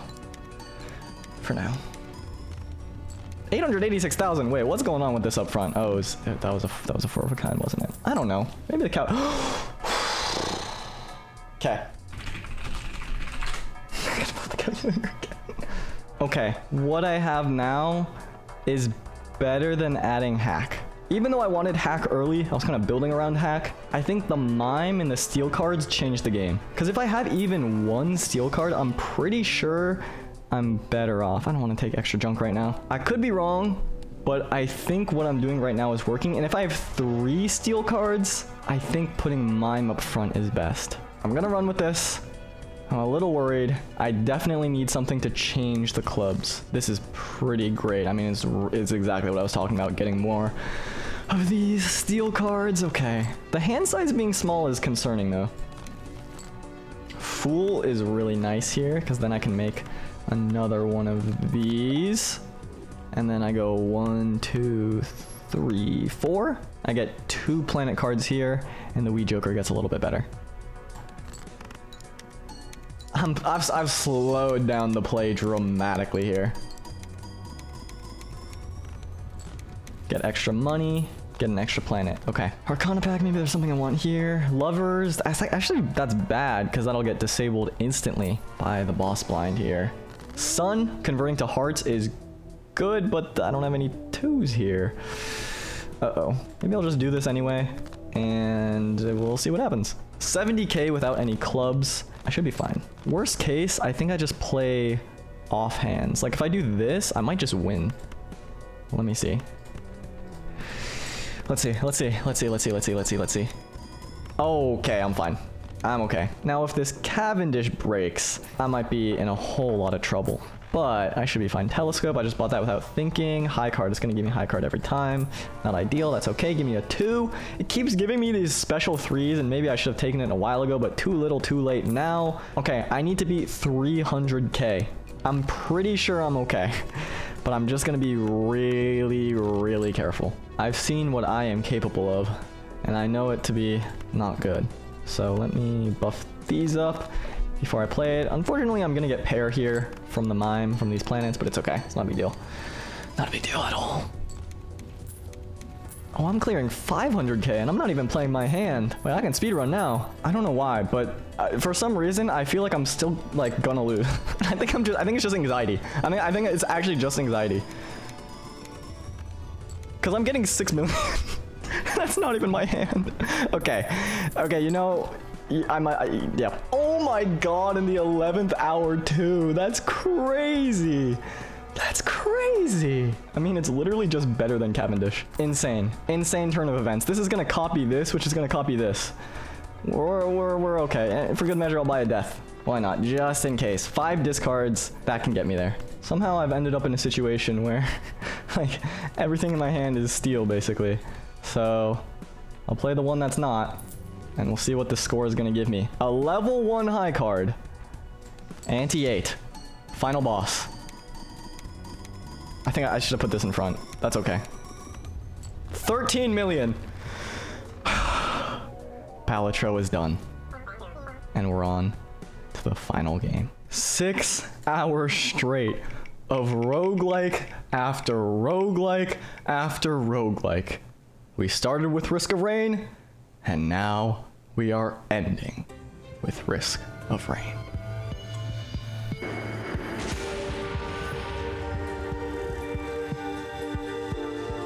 Risk of Rain Returns is a remake of the original Risk of Rain from 2013. And if we're going off of hours played, this is the game that I have by far the least amount of experience in. It is also notoriously extremely difficult, to the point where every time you die, the game makes fun of you. And I know this because I believe I've beaten the game once. Much like Risk of Rain, this is a game where you try to find the teleporter, get some items that can make you stronger, and survive while all of these enemies are trying to knock you out. That thing just walked over the gap. How was I supposed to know? I think the big difference between these two is, number one, I would say Risk of Rain Returns is way harder. There's just less room to evade. You can see I can zoom out the map big time, so I can see if there's anything on the map, and then I zoom back in here. It's pretty helpful. But you're lacking a full dimension of evasion, which means just jumping through enemies is really the main way you're gonna get stuff done. Now, my character is the Bandit, and he's all about his reset. So you can see I can go invisible. This is my defense skill, and if I kill something with this F, lights out, all of my cooldowns come back. So ideally, I'm gonna be getting enemies to low HP and then knocking them out with lights out while using my invisibility, which gives me a damage boost. Getting this smart shopper right away is actually pretty good. Extra gold is really important. This game, if I'm gonna be really honest with you, by far the title in this entire list and in the last video where RNG matters the most for me, because I don't know. I think I'm just gonna struggle if I don't get the right items. Now these elite enemies, if you see this HP bar that's in a little bit of a shield, extremely scary. But the red coins that are flying towards me that you'll notice when I knock out an enemy, that's the smart shopper. So you can see it's given me a lot already. And I have some damaging items, which is nice because damage in Risk of Rain Returns is quite low if you're not getting the right items. And seeing that right away is honestly pretty helpful. Like the original game, there's Shrines of Chance that we can see up here, and hopefully it's gonna be nice to me like it was in Risk of Rain 2. I'm not gonna lie to you, my hands, I can't feel them anymore. I have been stressed for too long. Crazy pickup there. Wait, this could change everything. This is an equipment that when I press Q, it's gonna go on a long cooldown, but it kind of breaks the game. It gives me a free item, an item. Ooh, brilliant behemoth. Well, I got that in Risk of Rain 2. It's coming all the way back. Wait, they're being nice to me. I cannot throw this run. So items are how you get powerful. Items are the difference between a good and a bad run. So having an equipment where I can just summon an item every couple minutes, that's so huge. Now, a lot of the Risk of Rain Returns movement is about not accidentally canceling your momentum. You can see I have full momentum by doing this, but if I aim and then I jump backward, I'm frozen in place. So you really got to be careful with how you move because you don't want to get stuck in a game where things can just kill you in less than a second. Now, there's some good news and some bad news about Risk of Rain Returns being on this list. The good news is that Risk of Rain 2013 is a game I played a ton of as a little kid, and in fact it's one of my favorite games of all time.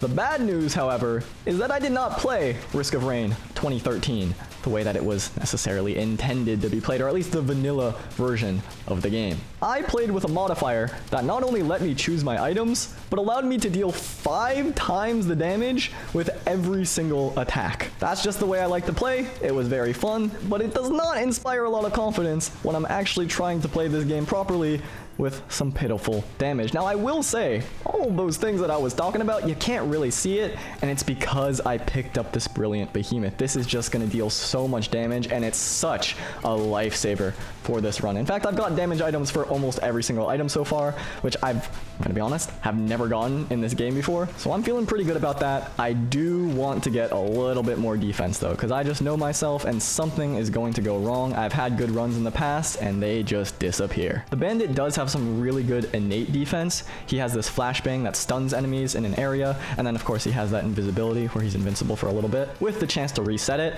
The problem is if you don't reset it, you're kinda cooked. But either way, a very successful stage 1. I'm honestly in awe. So let's see if I can bring this to the finish line. You're gonna see some recognizable enemies, like this is the little guy that teleports from the Risk of Rain 2. Oh my god, actually they're not even dying that quick anymore. This is the mushroom that was on that second to last level there, and that's gonna deal a lot of damage in the area.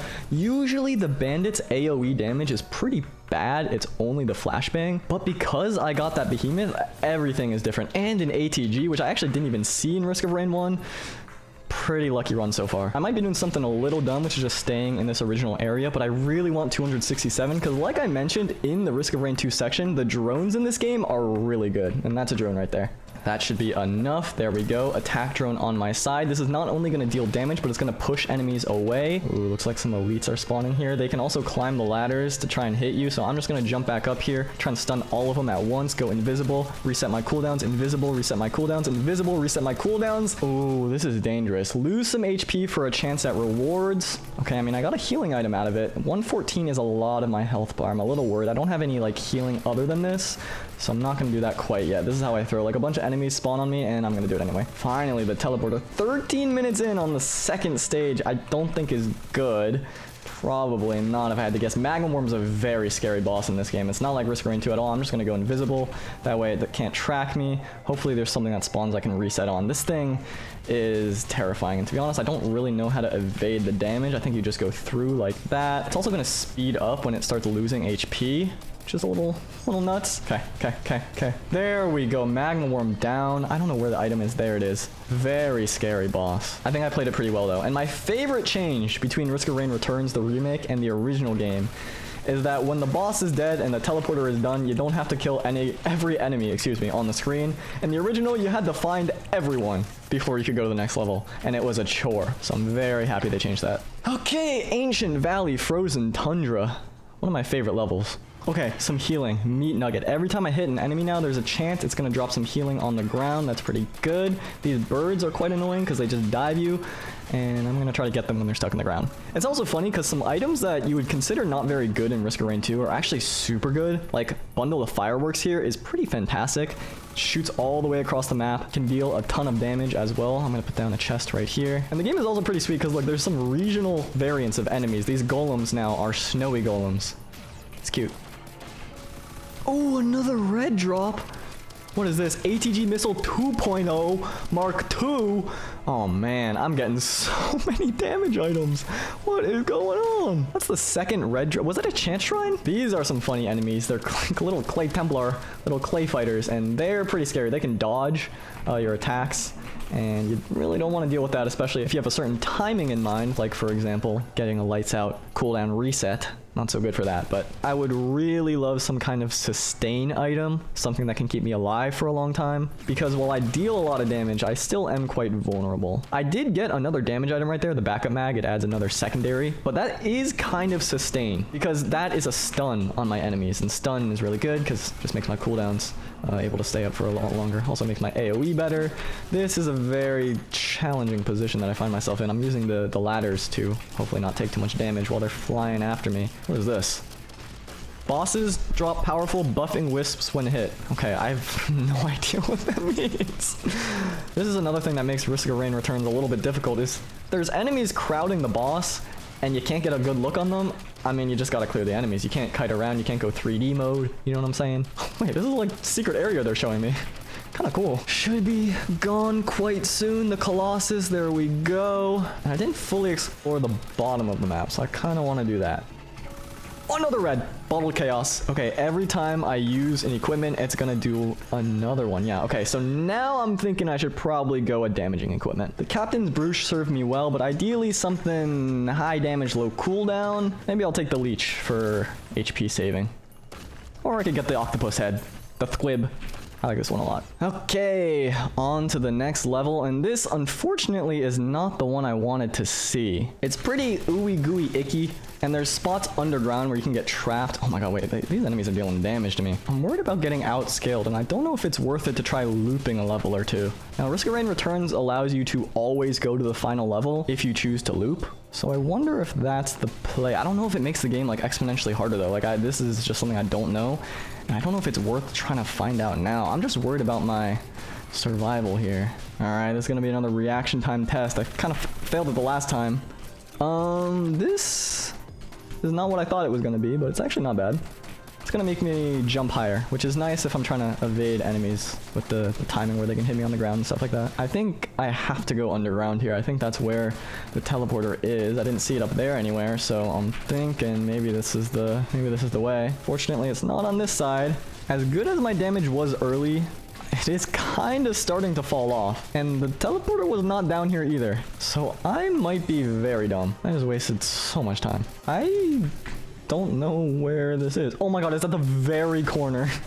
You've gotta be kidding me. Alright, well, I'll activate this teleporter. There's a snow globe that can freeze the enemies on the map if things get dire. Let me use this quib right away, deal some good damage. It's like half the HP bar. Oh my god. You see what I'm scared about this game. Jump up. Just go up, go up, go up, go up. Oh my god, there's so many enemies down there. What is going on down there? Okay, I drop down, I squib, I come back up here. Oh, where are they going? No, don't go down. Now I have to go down. This is like worst case scenario. Down. Let me use this. It's gonna deal a ton of damage. And then it got the Somerang proc actually, randomly. Is there a way out from here? I might have just cornered myself. I don't know what's happening. It might be stuck. Everyone might be stuck. I'm just gonna stay right here and cheese as long as I can. Things stop taking damage. I'm a little scared. I'm gonna inch closer. Maybe I wait 10 seconds for this to come back up. Okay, there they are. I might have initiated the aggro again. The imp overlords are the things I'm most worried about here though. Oh, there it is. Okay, can it teleport through is what I'm wondering. Oh, yes it can. Okay. Okay, another stage to go. I think the next one is going to give me the chance to loop if I want. If I don't get healing items in time, I might have to do that. Temple of the Elders. This is a very cool map. After that last boss, I am really scared. Is this a healing drone? That could change a lot. Healing drones in Risk of Rain 2, like, never do what you want them to do, and they don't heal you when it, like, really matters, it feels like. Risk of Rain Returns is a lot better. Okay, it's an attack drone, so none of what I just said mattered at all. I'm gonna wait for these to line up, then use my squids. Looking like Ozymandias out here. Please die. Okay. 50% HP for a chance at double items. Let's do it. Nothing. Don't know if I'm going to take the 65. Why is there a boss spawning? Why can't it just go through the map? Okay. It's a lot of money and an item. And here is this teleporter. Don't know if I want to take it yet, though. I think I need more items. Okay, that's good. Reduce damage by 14%. The first time you get it, I think, is the most important. Let's see if I can get something heal. Ooh, that was the double jump, and I missed it. Okay, got it back. Got it back. That's huge. And there's a legendary chest at the top of the map here for 7k. I think I can probably get up there, honestly. 7k, I just gotta farm some more mobs here. Maybe I just go to the final boss. I don't know. I don't know if it's too big of a risk to loop. I don't know what happens. Do I attempt something I've never attempted before? I didn't even need to use invisibility. All right, let's see what it is. It is Heaven Cracker. Really don't think this is that good. It's not gonna help me in the final boss, that's for sure. That's what I'm most worried about. Either way, let's activate this teleporter. Let's zoom out of the way here. Overloading Link's totem. It's that thing right there, and I think I can probably cheese that. You know what? Maybe this piercing shot is not so bad. I'm just gonna sit here as it summons more and more enemies. Luckily, that elite just dropped something, which is very, very fortunate for me. And I'm just gonna keep farming until this is gone. Oh my god, why did I lose so much HP? Oh, okay.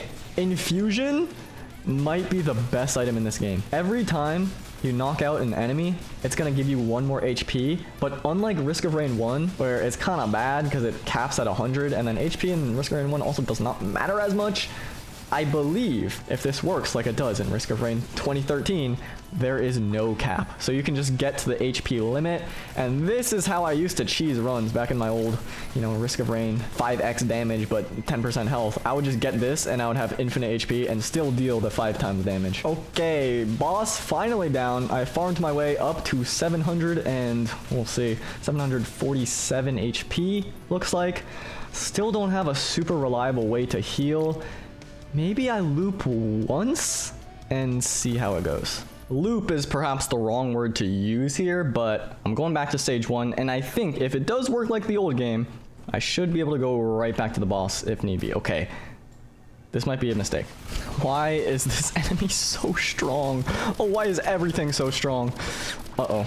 I may have made a grave error. Oh, there's like a big jellyfish spawning now. This thing ended my previous run. It ended in Risk of Rain 2. You're not going to end it in Risk of Rain Returns. I'm going to make sure of that. Okay, it did drop Monster Tooth, which is a healing item. Very happy to see it. Maybe the first time in my entire life. This seems like it was the right play, even though the enemies are very, very strong now. Oh, wait, Supermassive Leech, right? This is going to heal me if I hit enemies and I activate my equipment.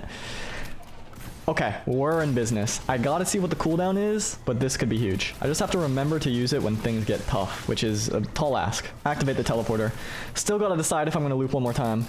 Scavenger! Uh-oh. I think this thing can use items. Oh, there's 3 of them. And looks like they have healing items.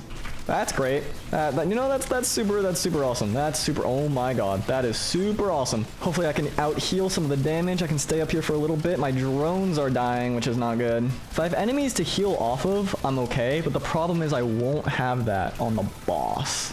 Let's go to the final level. Let's do it. I got my healing item. That's all you can ask for.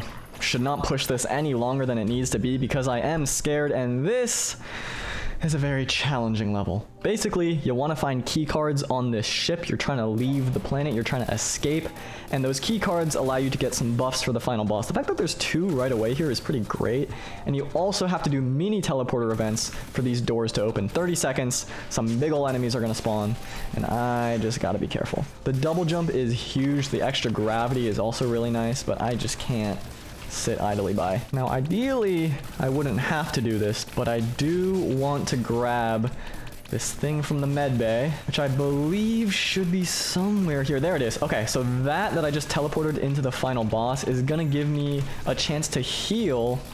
Okay, I just got an achievement when I'm in that final boss area. So that is some nice assurance if I can get there in time. You know, a lot of the time you might not even get there in time. So the armory has the same thing as the med bay, but instead of a heal, it gives you a damage. Now, I don't know if you can do it multiple times in the boss fight. That's something I gotta figure out. Gonna squeeze by all of these enemies, all invisible like. Finally go to this final boss, the final game, and the final challenge. Leave the planet activated.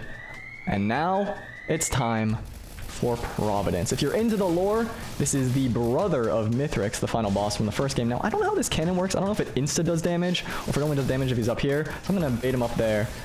And I just got an achievement. Okay, I told you guys, I don't really play this game that much.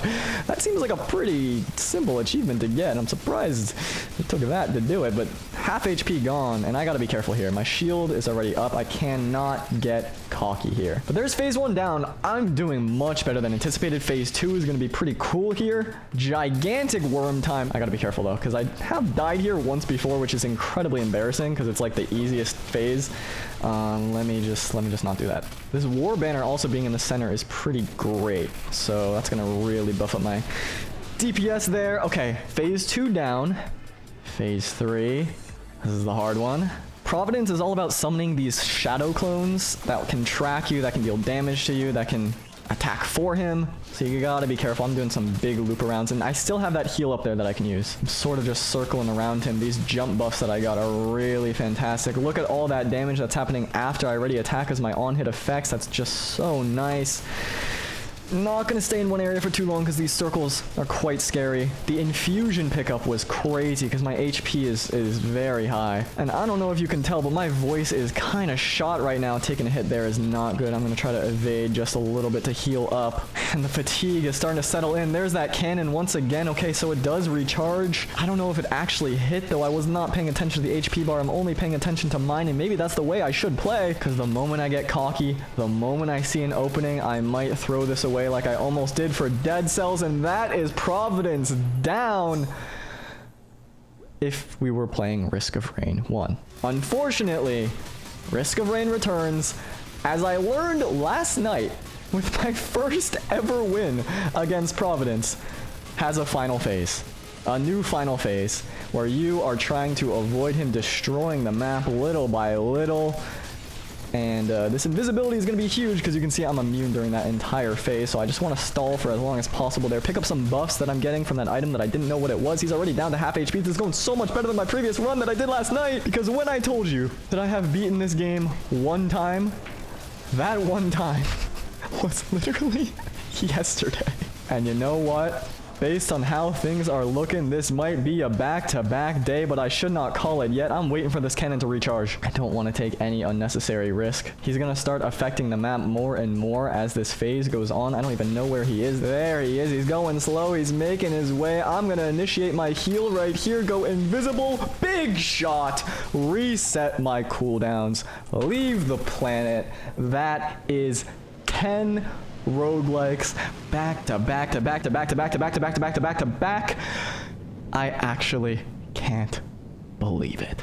I had such a blast, and even if I lost in Risk of Rain Returns, there would not be a more fitting ending. So it looks like next time I might have to try hard.